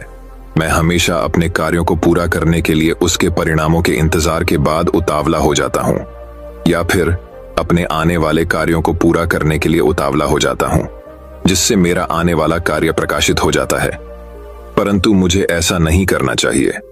मुझे सब्र करना चाहिए उस परिणाम का या उस आने वाले कार्य का जिससे मुझे वह कार्य अच्छा लगा और उसका परिणाम भी अच्छा हो गया। हम जानते हैं कि प्रारंभिक रूप से मूल्यांकित उत्पाद हमेशा आपके गोल से बाहर होते हैं। हमें धैर्यवान बने रहने की जरूरत है, तभी हमें जीवन में सफलता मिलेगी। हमें किसी भी कार्य में साहस दिखाने की आवश्यकता नहीं है, फिर भी सफलता के द्वार खुलते हैं। हिम्मत ही ऐसा हथियार है जो इंसान के दिमाग का संतुलन बनाए रख सकता है और आगे आने वाली फिल्म को देखने के लिए नए रास्ते को बता सकता है। बड़े बड़े महात्माओं और महापुरुषों के द्वारा भी बताया गया है कि हमें भी किसी कार्य में सफलता प्राप्त हो तो उसे चिंता मुक्त करना चाहिए। दोस्तों, मैं उम्मीद करता हूं कि यह कहानी सुनने से आपके जीवन में अच्छे बदलाव आए होंगे। आपको इस वीडियो से क्या सीखने मिला ये कमेंट करके जरूर बताएं और अपने परिवार, दोस्तों या आपके करीबी इंसान के साथ ये कहानी शेयर करके उन्हें भी इस ज्ञान से परिचित करवाएं। बाकी अगर आपको यह वीडियो दिल से अच्छी लगी हो तभी इस वीडियो को लाइक कर देना और आपने अब तक इस चैनल को सब्सक्राइब न किया हो तो चैनल को सब्सक्राइब भी जरूर कर देना। चलिए दोस्तों, हमारी अगली कहानी की तरफ। इस कहानी के माध्यम से हम सुबह की कुछ ऐसी आदतों के बारे में जानेंगे जिन्हें अपना कर आप अपने जीवन में एक अलग चमत्कार ला सकते हैं। अर्थात आप अपने जीवन को पूरी तरह से बदल सकते हैं और आपका हर एक दिन, हर एक सुबह पहले से कहीं ज्यादा बेहतरीन हो जाएगी। आपकी सुबह सकारात्मक होगी, जिस कारण आपका पूरा दिन बेहतर से बेहतरीन होने लगेगा और आप जैसे चाहेंगे आप अपना दिन वैसा बना सकते हैं। बहुत समय पहले की बात है, एक नगर में विजय नाम का एक व्यक्ति रहता था जो अपने जीवन में कुछ करना चाहता था। वह पैसा कमाना चाहता था, नाम कमाना चाहता था, लोगों के बीच अपनी पहचान बनाना चाहता था, लेकिन वह अपनी बुरी आदतों के कारण बहुत परेशान था। वह अपने इन बुरी आदतों को बदलना तो चाहता था, लेकिन वह चाहकर भी अपनी इन बुरी आदतों से पीछा नहीं छुड़ा पा रहा था। वह हर रोज देरी से उठता और उठते ही वह स्नान करता, उसके बाद वह नाश्ता करता। वह जल्दबाजी में अपने काम पर निकल जाता और अधिकांश ही वह अपने दफ्तर तक पहुंचने में देर कर देता, जिस कारण उसका मालिक उसे बहुत खरी खोटी सुनाया करता था और इसी वजह से उसका पूरा दिन भी बेकार हो जाया करता। वह दिन भर क्रोधित रहता, परेशान रहता, चिड़चिड़ा रहता और दूसरी तरफ जब वो शाम को थका हारा घर लौटता तो घर पर भी उसे तरह तरह के ताने सुनने को मिलते, जिस कारण वो बहुत परेशान रहने लगा था। वो बहुत चिंतित रहने लगा था। उसे कुछ भी समझ नहीं आ रहा था कि आखिर वह क्या करे, किस तरह से अपने इन बुरी आदतों से छुटकारा पाए, किस तरह से वह अपने जीवन में वह हासिल करे जो वो चाहता है। देखते ही देखते ऐसे ही कई दिन बीत गए और एक दिन जब वो अपने दफ्तर देरी से पहुंचा तो उसका मालिक पहले से ही क्रोधित था, जिस कारण उसने विजय को काम से निकाल दिया। अब विजय बेरोजगार हो चुका था और उसके पास इतने पैसे भी नहीं थे कि वह कुछ दिनों तक अपने घर का गुजारा कर सके और इसी कारण विजय अत्यधिक चिंता में था। वह एक वृक्ष के नीचे जाकर बैठ गया और अपने हालातों के बारे में सोचने लगा। तभी वहां से एक गुरु गुजर रहे थे। उन गुरु ने जब विजय को देखा तो वह उसकी मनोदशा समझ चुके थे। वह जान चुके थे कि विजय बहुत परेशान है, वह बहुत चिंतित है। वह गुरु विजय के पास पहुंचे और उन्होंने विजय से कहा, क्या बात है बेटा, तुम बहुत परेशान लग रहे हो। इस पर विजय जवाब देते हुए कहता है गुरुवर, मैं आपको क्या बताऊं, मैं अपनी बुरी आदतों के कारण बहुत परेशान हो चुका हूं। मैं हमेशा देरी से उठता हूं और इसी कारण मैं हमेशा दफ्तर देरी से पहुंचता हूं और इसी कारण आज मेरे मालिक ने मुझे दफ्तर से निकाल दिया। अब तो मेरे पास मेरी नौकरी भी नहीं रही। मेरे पास तो इतने पैसे भी नहीं है कि कम से कम कुछ दिनों के लिए मैं अपने परिवार का गुजर बसर कर सकूं। मैं तो अपने जीवन में कुछ बड़ा करना चाहता था, पैसे कमाना चाहता था, नाम कमाना चाहता था, लोगों के बीच अपनी पहचान बनाना चाहता था, लेकिन आज मेरे पास कुछ भी नहीं है। अब आप ही बताइए मैं क्या करूं? इस पर वह गुरु विजय से कहते हैं, बेटा, इतनी बड़ी जिंदगी में क्या एक छोटी सी आदत अपनाना तुम्हारे लिए इतना मुश्किल काम है? अगर तुम कुछ अलग करना चाहते हो, कुछ बड़ा करना चाहते हो, अपना नाम कमाना चाहते हो, पैसा कमाना चाहते हो, तो याद रखो कि तुम्हें वह नहीं करना जो दुनिया कर रही है। तुम्हें तो कुछ अलग करना होगा। तुम्हें कुछ अलग करने की हिम्मत दिखानी होगी। ये जज्बा ही तुम्हें कुछ अलग पहचान दिलाएगा और तुम्हें उस मुकाम तक पहुंचाएगा जहां लोग आपको आपके नाम से नहीं बल्कि आपके काम से जानेंगे। और इसकी शुरुआत तुम्हें अपने उन आदतों से करनी होगी जिन आदतों के कारण तुम आज इतने परेशान हो, जिनके कारण आज तुम यहां पर हो। इस पर विजय कहता है गुरुवार, मैंने अपनी आदतों को बदलने की कोशिश की है। मैंने कई तरीके अपनाए, कई तरह की कोशिशें की, लेकिन मैं हर बार नाकामयाब रहा। मैं अपनी आदतों को नहीं बदल पाया और इसी वजह से तो आज मेरी यह हालात है। इस पर वह गुरुवर विजय से कहते हैं, क्योंकि बेटा, तुम वो कर रहे थे जो लोग कर रहे हैं। तुमने कुछ अलग करने की कोशिश ही नहीं की। तुम्हें जिसने जो बताया, तुमने वो तरीका अपना लिया। क्या तुमने इसे अपने जीवन में उतार कर देखा? क्या तुमने इसे अपने तरीके से अपना कर देखा? इस पर विजय कहता है, नहीं गुरुवर, मुझे जिसने जो भी बताया, जैसे भी बताया, मैंने उसे उसी तरीके से अपनाया, लेकिन फिर भी मैं उन्हें अपना ना सका। तभी वह गुरुवर कहते हैं, बेटा, आज मैं तुम्हें कुछ ऐसी आदतें बताने जा रहा हूं जो बहुत छोटी सी हैं, लेकिन तुम्हारे जीवन में बहुत बड़ा बदलाव लाने में सक्षम है। यदि तुम इन आदतों को अपने जीवन में उतार लेते हो तो तुम अवश्य ही अपने जीवन में सफलता प्राप्त कर पाओगे। तुम जैसे चाहोगे, तुम अपना जीवन वैसे ही बिताओगे। तभी विजय कहता है गुरुवर, बताइए वह कौन सी आदतें हैं? कृपया करके मेरा मार्गदर्शन करें। इस पर गुरुवर विजय से कहते हैं, बेटा, सबसे पहली आदत है कि भीड़ से पहले उठो। तुमने देखा होगा कि अधिकांश लोग 9 बजे, 10 बजे या फिर 11 बजे तक उठते हैं और ऐसे उनका आधा दिन तो यूं ही निकल जाता है। लेकिन जब तक उन बाकी लोगों से सुबह जल्दी उठते हो तो तुम पहले ही उन बाकी लोगों के मुकाबले सबसे अमीर हो, क्योंकि तुम उनके मुकाबले 3-4 घंटे पहले हो चुके हो और पूरे दिन में तुम्हारे पास अब 3-4 घंटे उनसे कहीं ज्यादा है। अर्थात अब तुम्हारे पास 3-4 घंटे अधिक समय है और इस समय का इस्तेमाल तुम अपने लक्ष्य को प्राप्त करने में लगा सकते हो। तभी विजय कहता है गुरुवर, आपने तो इतनी आसानी से कह दिया कि सुबह 5 या 6 बजे उठो, लेकिन मैं उठूंगा कैसे? अगर यह इतनी आसान आदत होती तो क्या मैंने इसे पहले ही नहीं अपना दिया होता? इस पर वह गुरु मुस्कुराने लगे और विजय से कहते हैं, बेटा, तुमने देखा होगा कि आजकल हर कोई घंटी वाली घड़ियों का इस्तेमाल करते हैं जिससे वह सुबह जल्दी उठ सके। लेकिन जब सुबह सुबह उनकी नींद गहरी होती है, उसी वक्त वह घंटी घड़ी बजने लगती है और ऐसे में उनकी नींद में अवरोध पड़ने लगता है और तब वह व्यक्ति उस घड़ी की घंटी को बंद करके फिर से सो जाते हैं। और यहीं से शुरू होती है आपकी जादुई सुबह, अर्थात दिन भर चिड़चिड़ापन जो पूरे दिन बरकरार रहता है। इसीलिए यह कोशिश करो कि जैसे ही आपकी घंटी बजे, आप पहले ही घंटी के साथ अपने बिस्तर को छोड़ दें और उठकर तैयार हो जाए।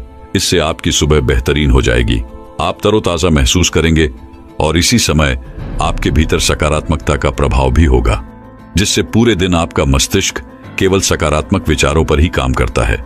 दोस्तों, विज्ञान के अनुसार भी सुबह इस समय में आपके भीतर एनर्जी का लेवल सबसे हाई होता है।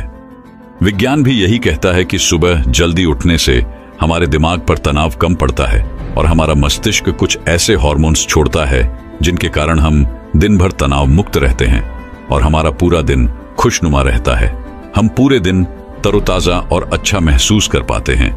लेकिन उसी के विपरीत जब हम देरी से उठते हैं तो इन हार्मोन्स की मात्रा पहले से अधिक होती है, जिससे आपके स्वास्थ्य पर भी बुरा प्रभाव पड़ता है। इसीलिए अक्सर आपने यह भी महसूस किया होगा कि जब आप देरी से उठते हैं तो अक्सर ही आप चिड़चिड़ा महसूस करते हैं, जिस कारण आपका पूरा दिन यूं ही वेस्ट हो जाता है और आप तरह तरह की उलझनों में फंसे रहते हैं। आपका मस्तिष्क तनाव में रहता है और आप कोई भी फैसला सही ढंग से नहीं ले पाते। इसलिए सुबह उठना बहुत जरूरी है। आगे वह गुरुवर विजय से कहते हैं, समय के मामले में तो तुम बाकी लोगों से अमीर तो होंगे, लेकिन अब तुम सुबह उठते ही करोगे क्या? क्या तुमने इसके बारे में सोचा है? इसका जवाब देते हुए विजय कहता है, हाँ, मैं जानता हूं कि मुझे सुबह क्या करना है। सुबह उठते ही सबसे पहले मैं अखबार पढ़ता हूं, फिर स्नान करता हूं, नहाता हूं और उसके बाद में दफ्तर के लिए निकल जाता हूं। तभी वह गुरुवर कहते हैं, तुम्हें ऐसा बिल्कुल भी नहीं करना चाहिए। सुबह उठकर सबसे पहले तुम्हें 2 से 3 मिनट के लिए शांति से बैठना चाहिए। उसके बाद तुम्हें पूरे 1 गिलास पानी पीना चाहिए, क्योंकि रात भर तुम्हारे शरीर को पानी नहीं मिला होता, जिस कारण तुम्हारे शरीर में पानी की कमी होती है। और ऐसे में जब तुम 1 गिलास पानी पीते हो, इससे न केवल तुम्हारे शरीर को पानी मिलता है, बल्कि हमारा शरीर और मजबूत होता है और उसे तरह तरह की बीमारी से लड़ने की क्षमता भी प्राप्त होती है। और सुबह उठकर 1 गिलास पानी पीने से हमारा पेट भी अच्छी तरह से साफ होता है। साथ ही यह हमारे पाचन तंत्र को भी मजबूत करने में हमारी बहुत मदद करता है। दोस्तों, आपने देखा होगा कि आजकल लोग तरह तरह की क्रीम का इस्तेमाल करते हैं ताकि उनका चेहरा अच्छा और चमकदार दिख सके। लेकिन सुबह उठते ही पानी पीने की यह जो आदत है, यह सबसे आसान तरीका है जिससे आप प्राकृतिक रूप से अपने चेहरे पर वह चमक प्राप्त कर सकते हैं। और 1 गिलास पानी पीने से आपके शरीर के भीतर बैठी हुई वह सारी गंदगी भी बाहर निकल जाती है और हमारा खून भी साफ होने लगता है। इसलिए सुबह उठकर 1 गिलास पानी पीना आपके लिए बहुत ज्यादा जरूरी है। लेकिन आपने देखा होगा कि हम में से अधिकांश लोग सुबह उठते ही सबसे पहले अपने मोबाइल को देखते हैं। उसके अंदर क्या नोटिफिकेशन आई है, क्या कुछ नया आया है, क्या नई खबर आई है? ऐसा आपको बिल्कुल भी नहीं करना चाहिए। ऐसा करने से आपकी सुबह की वह तरोताजगी जड़ से मिट जाती है। इसका कारण यही है कि दुनिया भर की नकारात्मक सोशल मीडिया प्लेटफॉर्म के जरिए हमारे दिमाग में तरह तरह की बातें भर दी जाती हैं। और सुबह सुबह यदि हम नकारात्मक चीजें देखेंगे, सुनेंगे या फिर पढ़ेंगे, तो ये हम पर नकारात्मक प्रभाव भी डालेगा। इसलिए सुबह उठकर आपको कम से कम 2 से 3 मिनट तक शांति से बैठना है और अपने आप से सकारात्मक बातें करनी है और साथ ही 1 गिलास पानी भी पीना है। मैं आपको इतने सारे कारण इसलिए बता रहा हूं ताकि मैं चाहता हूं कि आपके लिए कोई एक कारण जो सबसे महत्वपूर्ण हो, कम से कम उसी के लिए आप यह आदत अपना ले जिससे आपका जीवन पहले से बेहतर हो जाए। आगे वह गुरुवर विजय से कहते हैं, बेटा, तुम सुबह जल्दी उठ भी गए और तुमने 1 गिलास पानी भी पी लिया, लेकिन अब उसके बाद तुम्हें क्या करना चाहिए, यह भी ध्यान से सुन लो। आगे वह गुरुवर विजय को अगली आदत बताते हुए कहते हैं, 1 गिलास पानी पीने के बाद हम में से अधिकांश लोग नाश्ता करने चले जाते हैं, लेकिन तुम्हें ऐसा नहीं करना है। तुम्हें नाश्ता करने से पहले अर्थात खाली पेट कम से कम 10 मिनट के लिए व्यायाम करना है, या फिर तुम चाहो तो ध्यान भी कर सकते हो।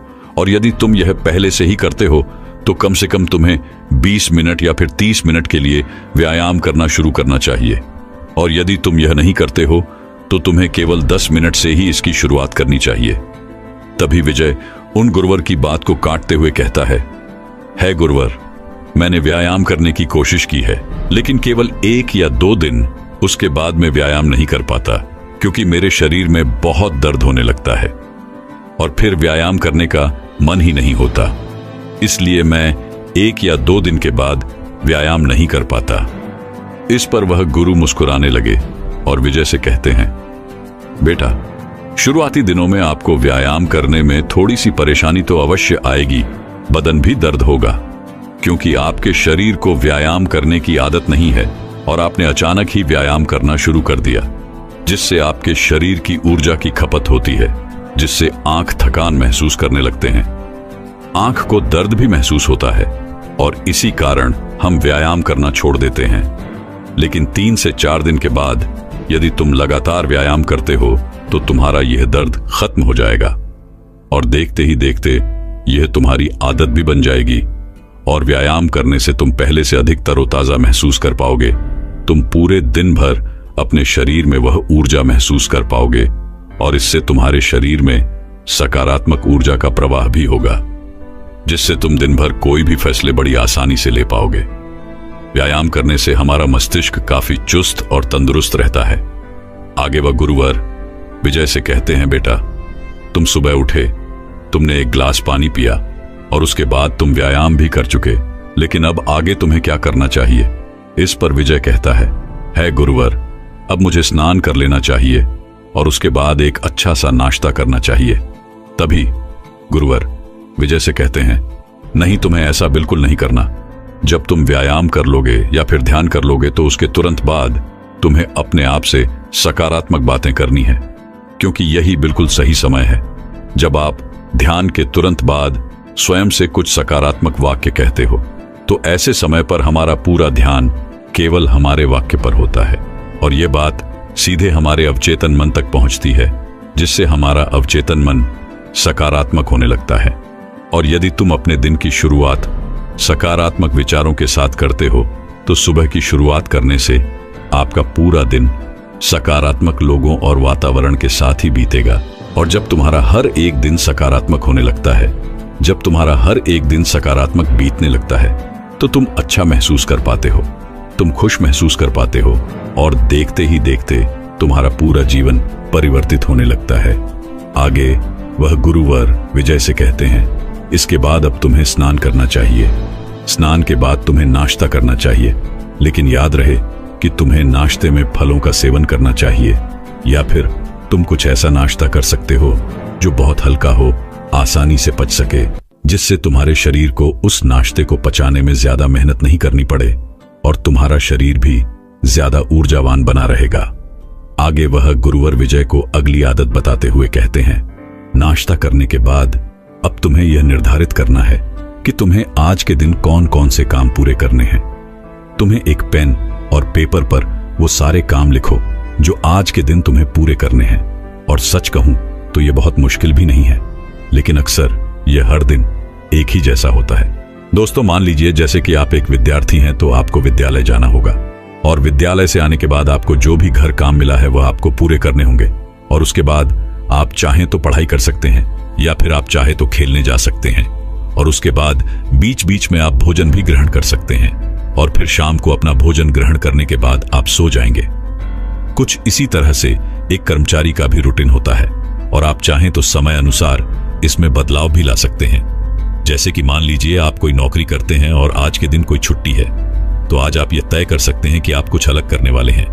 आप उसके अनुसार अपने समय में बदलाव भी कर सकते हैं। यह आदत भले ही छोटी सी है और हो सकती है कि यह आपको ऊहाव भी लगे, लेकिन यकीन मानिए कि यह रोज रोज आपको यह समझाए कि आखिर आपने कल क्या किया था और आज क्या किया है, आप पहले से कितना बेहतर हुए हैं, यह देखने में यह आपकी बहुत मदद करेगा।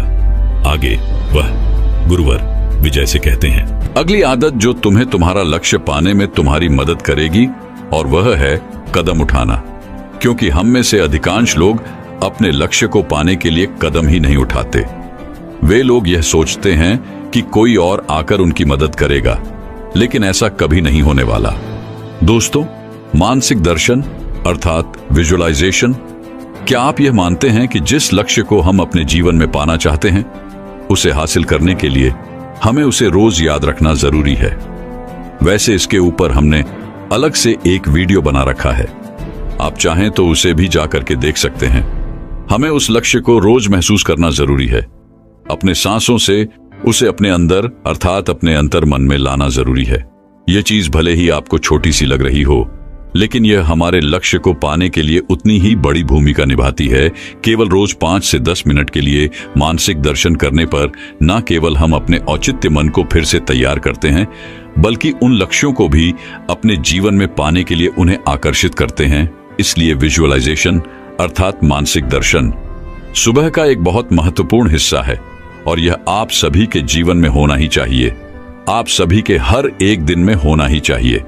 और इसे आप अपने समय के अनुसार, अपनी सुविधा के अनुसार किसी भी समय कर सकते हैं, जैसे सुबह उठने के तुरंत बाद या फिर ध्यान करने के बाद या नहाने के बाद। और अगर नहाने के बाद तुरंत आप उस शक्ति का स्मरण करते हैं तो अवश्य ही वह आपके जीवन का हिस्सा बन जाएगी। दोस्तों, ईश्वर का स्मरण करना और उन्हें धन्यवाद देना न केवल हमें एक सकारात्मक दृष्टिकोण प्रदान करता है, बल्कि हमारे सशक्त विचारों को, हमारे लक्ष्य को, मानसिकता को, हमारी कृतज्ञ स्वभाव को इस ब्रह्मांड से जोड़ देता है। और जब आप उस शक्ति से जुड़ जाते हैं तो आपके पास पूरे दिन भर हर बड़ी से बड़ी चुनौती का सामना करने के लिए सकारात्मक दृष्टिकोण होता है, यानी एक ऐसी मानसिकता जो किसी भी समस्या का सामना करने में पूरी तरह से सक्षम होती है। इसलिए यह भी बहुत जरूरी है कि आप उस शक्ति को याद करें और उसके प्रति कृतज्ञता व्यक्त करें। आखिर में गुरुवर विजय को आखिरी आदत बताते हुए कहते हैं, सुबह उठकर कुछ अच्छा पढ़ना या लिखने की आदत डालो, क्योंकि अच्छा पढ़ने या लिखने की आदत न केवल हमें मानसिक रूप से ही नहीं बेहतर बनाती है, बल्कि यह हमारे शब्द भंडार को भी विकराल रूप देती है, जिससे हम किसी के सामने भी बात करने में अच्छी तरह से शब्दों का प्रयोग कर पाते और हमें यह भी समझ में आता है कि कौन से शब्द किसके सामने इस्तेमाल करने चाहिए, और इसे हमारे विचारों को, हमारे मानसिकता को और जीवन की चुनौतियों को देखने के हमारे नजरिए को एक नया आईना मिलता है।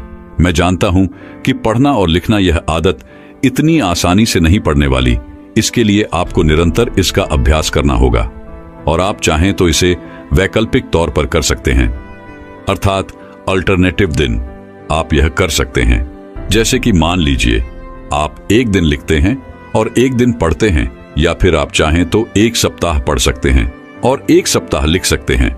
और लिखने में आप चाहें तो आप अपने लक्ष्य के बारे में लिख सकते हैं। आप सकारात्मक वाक्य लिख सकते हैं, सकारात्मक बातें लिख सकते हैं, जिससे हमारी मानसिकता को बदलने में बहुत मदद मिलती है, जिससे हमारी सोच में परिवर्तन भी आता है और हम सकारात्मकता की ओर आगे बढ़ने लगते हैं और हम सकारात्मक कदम उठाने लगते हैं। आगे वह गुरुवर विजय से कहते हैं, बेटा, ये सभी आदतें आपको भीड़ से अलग बनाती हैं, जिससे तुम्हें गजब का आत्मविश्वास भी झलकने लगता है। यदि तुम किसी भी व्यक्ति के सामने मजबूती से अपनी बात रखने की क्षमता हासिल कर लेते हो, तो वह तुम्हारी बात अवश्य सुनेगा। इन सभी आदतों के कारण तुम स्वयं के अंदर वह आत्मविश्वास, वह जज्बा महसूस कर पाते हो, जिससे तुम किसी भी लक्ष्य को हासिल करने के लिए प्रेरित रह पाते हो। और यही कारण है कि इस दुनिया के सबसे सफल लोग इन आदतों को अपनाते हैं, जिससे वह अपने जीवन में किसी भी मुश्किल का सामना बड़ी आसानी से कर पाते हैं और वह अपने जीवन में जैसा चाहते हैं उन लक्ष्य को प्राप्त भी कर लेते हैं। इतना कहकर वह गुरुवर शांत हो गए और अपने मार्ग में आगे की ओर बढ़ चले। विजय वहीं पर बैठा हुआ था और उन गुरु की सारी बातों के बारे में सोच रहा था, विचार कर रहा था, और उसे यह भी समझ में आ चुका था कि वह अब तक क्या गलतियां कर रहा था, वह क्यों अब तक अपने लक्ष्यों से इतना दूर है। उसने अगले दिन से ही उन गुरु की सभी बातों को अपने जीवन में उतारना शुरू कर दिया और देखते ही देखते उसका पूरा जीवन बदलने लगा। दोस्तों, यदि आप भी अपने जीवन में कुछ बड़ा हासिल करना चाहते हैं, कुछ अलग पाना चाहते हैं, तो आपको भी यह आदतें अपनानी चाहिए। दोस्तों, मैं उम्मीद करता हूं कि यह कहानी सुनने से आपके जीवन में अच्छे बदलाव आए होंगे। आपको इस वीडियो से क्या सीखने मिला, ये कमेंट करके जरूर बताएं और अपने परिवार, दोस्तों या आपके करीबी इंसान के साथ ये कहानी शेयर करके उन्हें भी इस ज्ञान से परिचित करवाएं। बाकी अगर आपको यह वीडियो दिल से अच्छी लगी हो, तभी इस वीडियो को। एक बार की बात है, महात्मा बुद्ध एक गांव से होकर गुजर रहे थे। उस गांव में एक तालाब था। महात्मा बुद्ध और उनके सभी शिष्य तालाब के पास रुके। तभी वहां पर एक लड़का अपनी मां के साथ पानी भरने आया। उस लड़के की नजर महात्मा बुद्ध पर पड़ी। वह महात्मा बुद्ध को पहले से ही जानता था। वह जानता था कि महात्मा बुद्ध बड़े ही ज्ञानी हैं और वह सभी के प्रश्नों का उत्तर देते हैं। वह तुरंत ही महात्मा बुद्ध के पास पहुंचा। उसने महात्मा बुद्ध को प्रणाम किया और कहा, है बुद्ध, मैं अपने जीवन में कुछ बड़ा करना चाहता हूं, लेकिन जब भी मैं कुछ करना चाहता हूं तो वह मुझे संपूर्ण तरह से नहीं हो पाता। मुझे तो कुछ समझ ही नहीं आता कि आखिर मैं क्या गलती कर रहा हूं। इसलिए आज मैं आपसे यही प्रश्न पूछने आया हूं कि लक्ष्य को पाने के लिए ऐसी कौन सी कठिनाइयां हैं जो हमें पार करनी होगी। महात्मा बुद्ध उस लड़के को देखकर मुस्कुराने लगे और उस लड़के से कहते हैं, जब तक तुम अपने लक्ष्य की ओर कदम नहीं बढ़ाओगे, तब तक सफलता से जुड़ा हुआ हर एक उत्तर अधूरा है। महात्मा बुद्ध इतना कहकर अपने सभी शिष्यों के साथ वहां से आगे की ओर चल पड़े और वह लड़का भी अपनी मां के साथ वापस अपने घर लौट आया।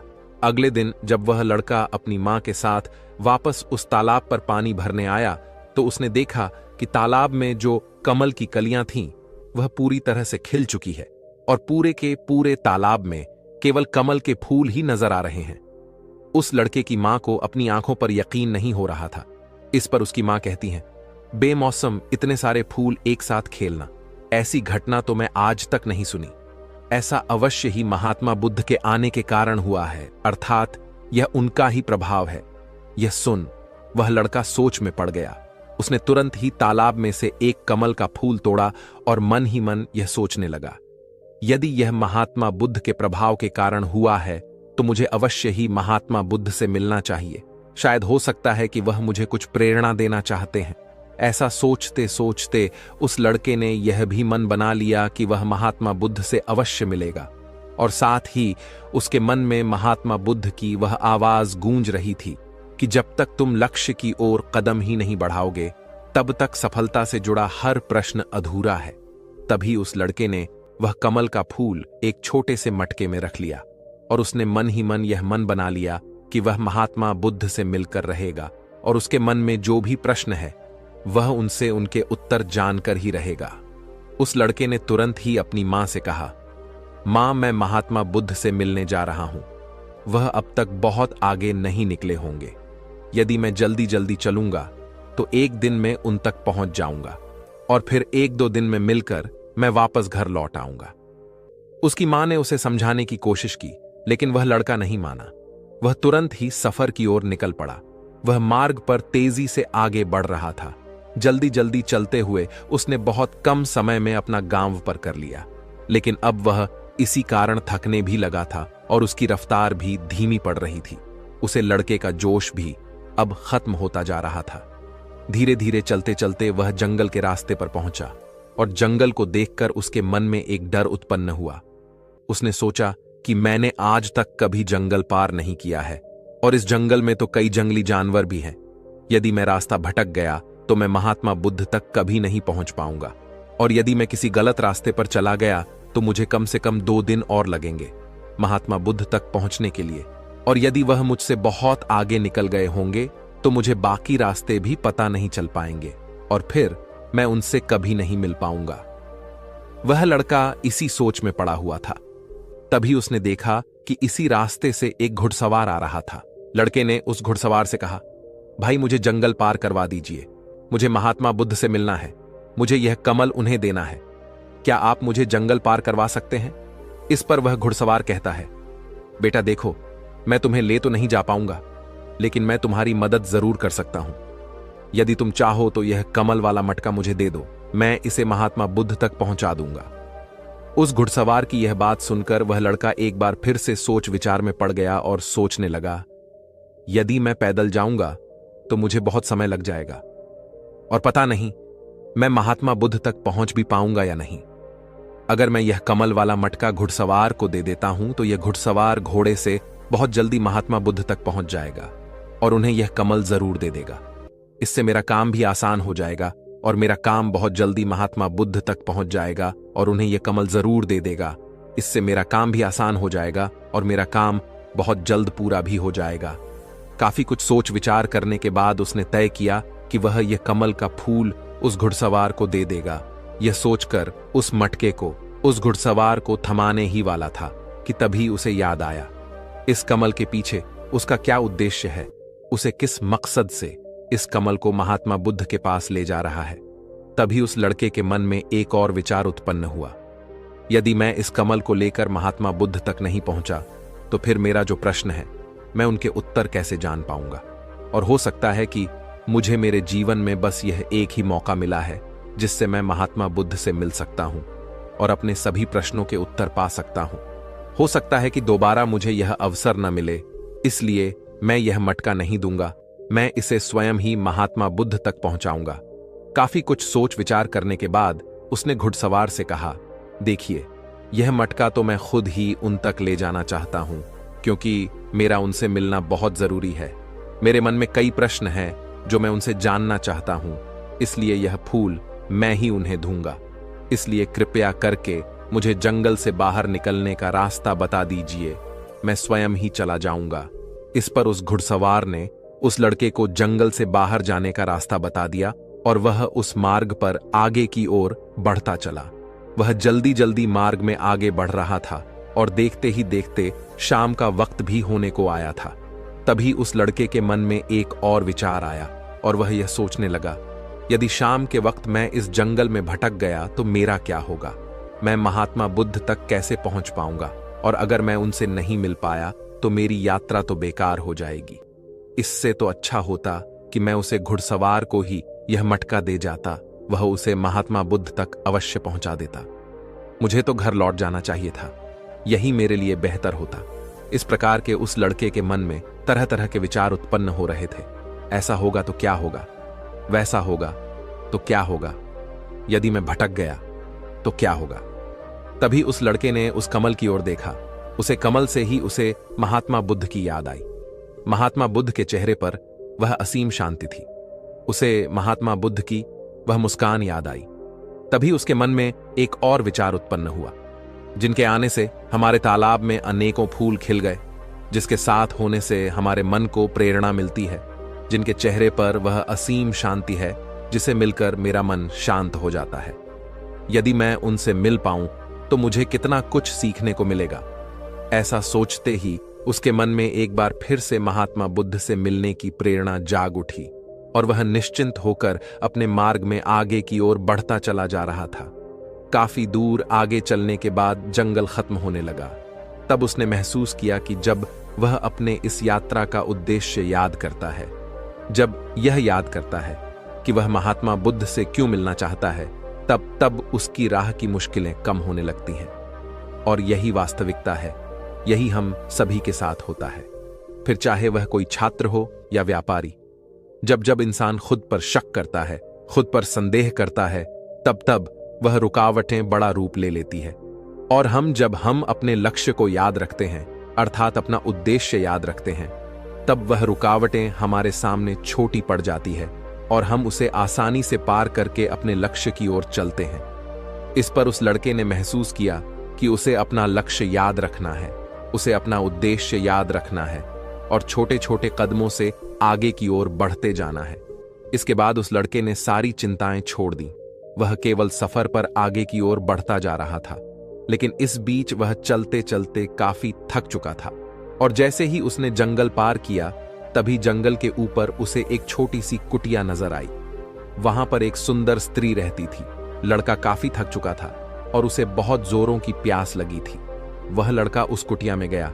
वहां पर उस स्त्री से उसने पानी मांगा। इस बार उस स्त्री ने उस लड़के को पानी पिलाया। तभी वह स्त्री उस लड़के से कहती है, आखिर तुम महात्मा बुद्ध से क्यों मिलना चाहते हो? इस पर वह लड़का कहता है, मेरे मन में कुछ प्रश्न है और मैं उन प्रश्नों को उत्तर जानना चाहता हूं, और मेरे पास केवल यह एक ही अवसर है, इसलिए मुझे उनसे मिलना ही है। वह लड़का उसी तरह से बातें कर ही रहा था। उधर दूसरी तरफ उस स्त्री के मन में उस लड़के के प्रति प्रेम जाग रहा था। वह उस लड़के को पसंद करने लगी थी। वह लड़की उस लड़के को रोकना चाहती थी। वह उससे कहती है, आज की रात तुम यहीं रुक जाओ, वैसे भी शाम होने को है और बहुत जल्द रात भी हो जाएगी। ऐसे में तुम कहां जाओगे? इससे अच्छा है कि आज तुम यहीं पर रुक जाओ। आज हमारे बगल में ही शादी है, वहां पर नाच गाना होगा, खाना पीना होगा, बहुत मजा आएगा, इसलिए आज रात तुम यहीं पर रुक जाओ। उस स्त्री के मुख से यह सब सुनकर वह लड़का यह समझ चुका था कि यह स्त्री मुझे बहुत पसंद करती है और वह बहुत भी सुंदर भी है। उसकी सुंदरता को निहारत हुए वह लड़का मन ही मन सोच रहा था कि यदि मैं इससे दोस्ती कर लूं तो मेरा जीवन तो संवर जाएगा, मुझे जीवन का मजा आ जाएगा, और वैसे भी आज रात तक तो मैं महात्मा बुद्ध से मिल भी नहीं पाऊंगा, तो क्यों ना मैं यहीं पर रुक जाऊं। तभी उस लड़के ने जवाब देते हुए कहा, मैं कुछ देर में सोचकर बताता हूं। लड़का इस विषय पर सोच ही रहा था कि तभी उसके मन में एक बार फिर से महात्मा बुद्ध की वह बात याद आ गई और उसे यह एहसास हुआ कि मैं इतनी दूर से यहां पर क्यों आया हूं। उसने मन ही मन खुद से प्रश्न किया, क्या मैं यहां पर इतनी दूर इस लड़की से मिलने के लिए ही आया था? नहीं, ये मेरी मित्र नहीं बन सकती। क्या भरोसा आज को इसका मन मुझ पर आया है और कल को किसी और पर आ गया तो मैं क्या करूंगा। उस लड़के ने तुरंत ही उस कमल की ओर देखा। तभी उसे उसका उद्देश्य याद आ गया और उसने तुरंत ही यह निर्णय लिया कि वह आगे की ओर बढ़ेगा। उसने उस लड़की को साफ साफ मना कर दिया और अपने मार्ग की ओर आगे बढ़ चला। जब वह आगे की ओर जा रहा था तभी उसे अपने इस निर्णय पर अफसोस हो रहा था। उसे ऐसा लग रहा था यदि उसे महात्मा बुद्ध ना मिले तो उसके हाथ से यह स्त्री भी चली जाएगी। इस बात का उसे बहुत मलाल था, लेकिन वह धीरे धीरे मार्ग में आगे बढ़ता गया। कुछ दूर आगे जाने के बाद जब उसका मन शांत हुआ तब उसे इस बात का एहसास हुआ यदि वह उसे स्त्री के पास रुक जाता तो वहां अपने इस उद्देश्य को कभी पूरा नहीं कर पाता और उसकी यह यात्रा बेकार हो जाती, उसकी इतनी मेहनत व्यर्थ हो जाती। और तब उसे एक और चीज का एहसास हुआ कि जो भी व्यक्ति या फिर वस्तु हमें अपने उद्देश्य से भटकाने का प्रयास करे, हमें उससे तुरंत ही दूर हो जाना चाहिए। हमें अपना उद्देश्य याद रखना चाहिए कि हमने यह सफर क्यों शुरू किया था और हम अपनी मंजिल पर क्यों पहुंचाना चाहते हैं। वह लड़का यह सब सोच विचार कर आगे की ओर बढ़ता जा रहा था। रात्रि का वक्त होने वाला था और वह लड़का तेजी से अपने मार्ग में आगे की ओर बढ़ता जा रहा था। तभी उसे मार्ग में एक बुजुर्ग व्यक्ति मिले। उसने उस बुजुर्ग व्यक्ति से पूछा, बाबा बाबा, मैं महात्मा बुद्ध से मिलना चाहता हूं और पिछले गांव में मुझे किसी ने बताया कि वह इसी मार्ग से आगे की ओर बढ़े थे। क्या आप मुझे बता सकते हैं कि वह किस तरफ गए हैं? इस पर वह बुजुर्ग व्यक्ति उस लड़के से कहते हैं, बेटा तुमसे कोई गलती हो गई है, तुम्हें कोई गलतफहमी हुई है। यहां से कोई भी ऋषि मुनि नहीं गए हैं। हो सकता है कि रास्ते में कोई और मोड़ हो जिस पर तुम्हारा ध्यान ना गया हो। वह ऋषि मुनि उसी रास्ते से गए होंगे। यह सुन वह लड़का घबरा गया।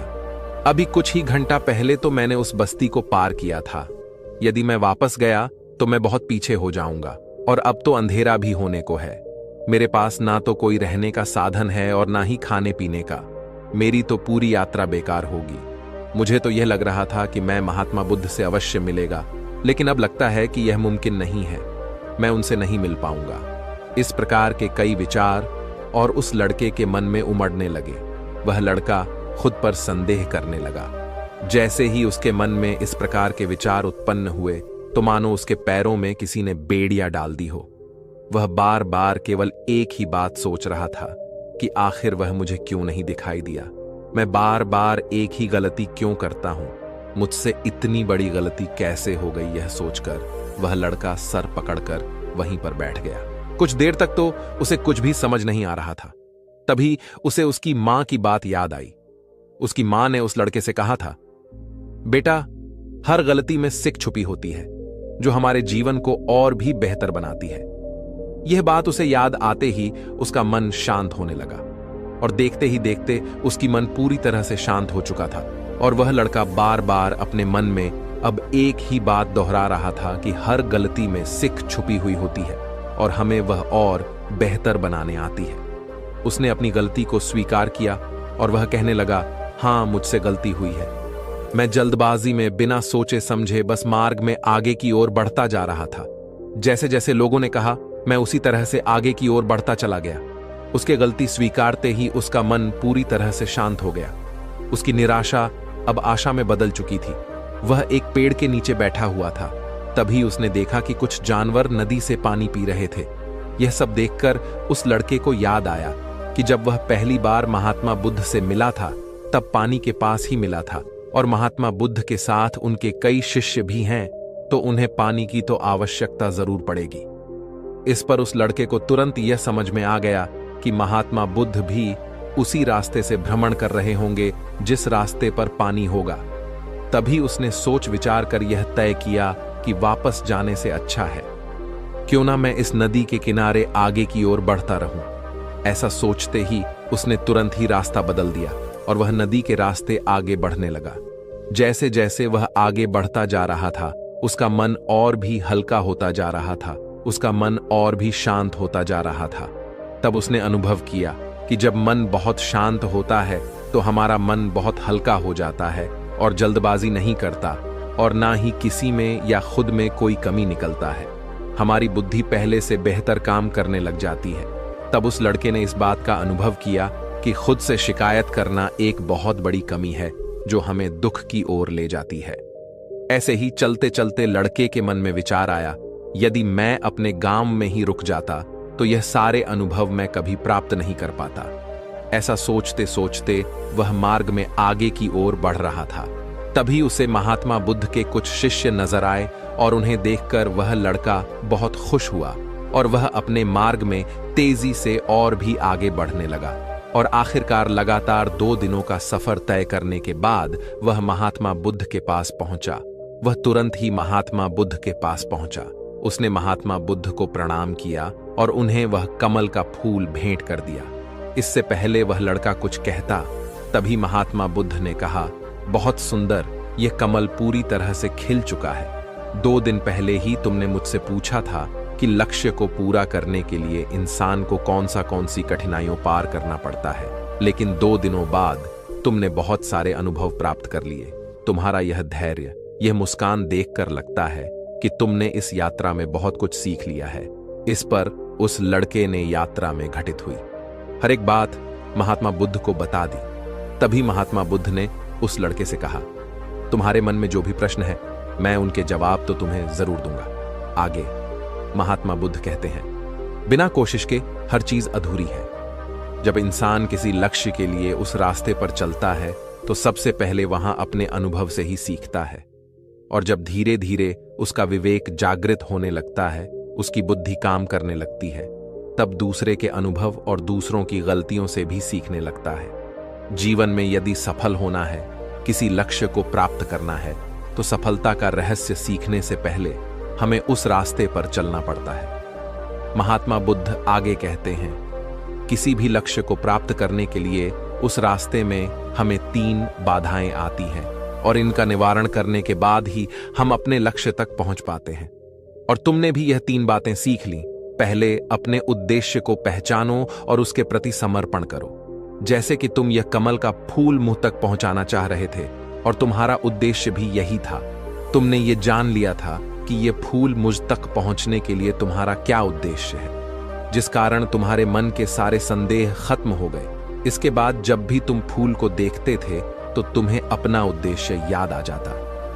आगे महात्मा बुद्ध ने कहा, तुमने स्वयं के अनुभव से ही यह जान लिया कि अपनी मंजिल तक किस प्रकार हमें पहुंचना है और सब कुछ तुम्हारे भीतर से ही प्रकट हो रहा है। वह लड़का महात्मा बुद्ध की सारी बातें ध्यानपूर्वक सुनता रहा। तब महात्मा बुद्ध कहते हैं, तुम्हारे मन में कई प्रकार के डर और संशय थे। पता नहीं तुम मुझ तक पहुंच पाओगे या नहीं, पता नहीं तुम जंगल पार कर पाओगे या नहीं, क्योंकि तुमने आज से पहले कभी जंगल पार नहीं किया था और रास्ते में तुम्हें तरह तरह की रुकावटें भी झेलनी पड़ी। और जब हमारे रास्ते में तरह तरह की रुकावटें उत्पन्न होती हैं, तब हमारा मन बाधित होता है, हमारा मन भटकने लगता है और हम अपने लक्ष्य से भटक जाते हैं। लेकिन जब हम अपना सारा ध्यान रुकावटों से हटाकर अपने उद्देश्य पर लगाते हैं, तो सारी रुकावटें खुद ब खुद छोटा पड़ने लगती हैं और हम उन्हें आसानी से पार कर जाते हैं। शुरुआत में हर किसी की यही समस्या है कि वह यह नहीं जानता कि आखिर वह सफल क्यों होना चाहता है, क्यों वह कुछ करना चाहता है। इसी कारण उनके सामने परेशानियां भी बहुत ज्यादा होती हैं और वह उन परेशानियों के सामने घुटने टेक देते हैं। लेकिन जैसे जैसे आप आगे बढ़ते हैं, अपने लक्ष्य के प्रति समर्पित हो जाते हैं, तो वैसे वैसे चलते जाना आसान हो जाता है और हम अपने लक्ष्य तक पहुंच ही जाते हैं। आगे महात्मा बुद्ध उस लड़के को तीसरी बात बताते हुए कहते हैं, असली शक्ति इच्छाओं को पूरा करने में नहीं बल्कि उनको मिटाने में है। हम जानते हुए भी सही काम नहीं करते। अगर हम अपनी उद्देश्य की ओर आगे बढ़ते हुए आकर्षणों के पीछे रुक जाते तो हमारी यात्रा कभी पूरी नहीं हो सकती। इसलिए जैसे कि इस यात्रा के दौरान तुमने फूल हमेशा अपने साथ रखा, अपने पास रखा, वैसे ही उद्देश्य से भी हमेशा सामने रखना चाहिए। हमारा लक्ष्य हमेशा हमारी आंखों के सामने होना चाहिए। इससे हमें निर्णय लेने में आसानी होती है। अन्यथा हमारे मन का संदेह, हमारी मन की शंका हमें कभी भी सही निर्णय नहीं लेने देता और वह हमें मन की उलझनों में फंसा कर रख देती है। इसलिए संदेह के प्रति सचेत रहे।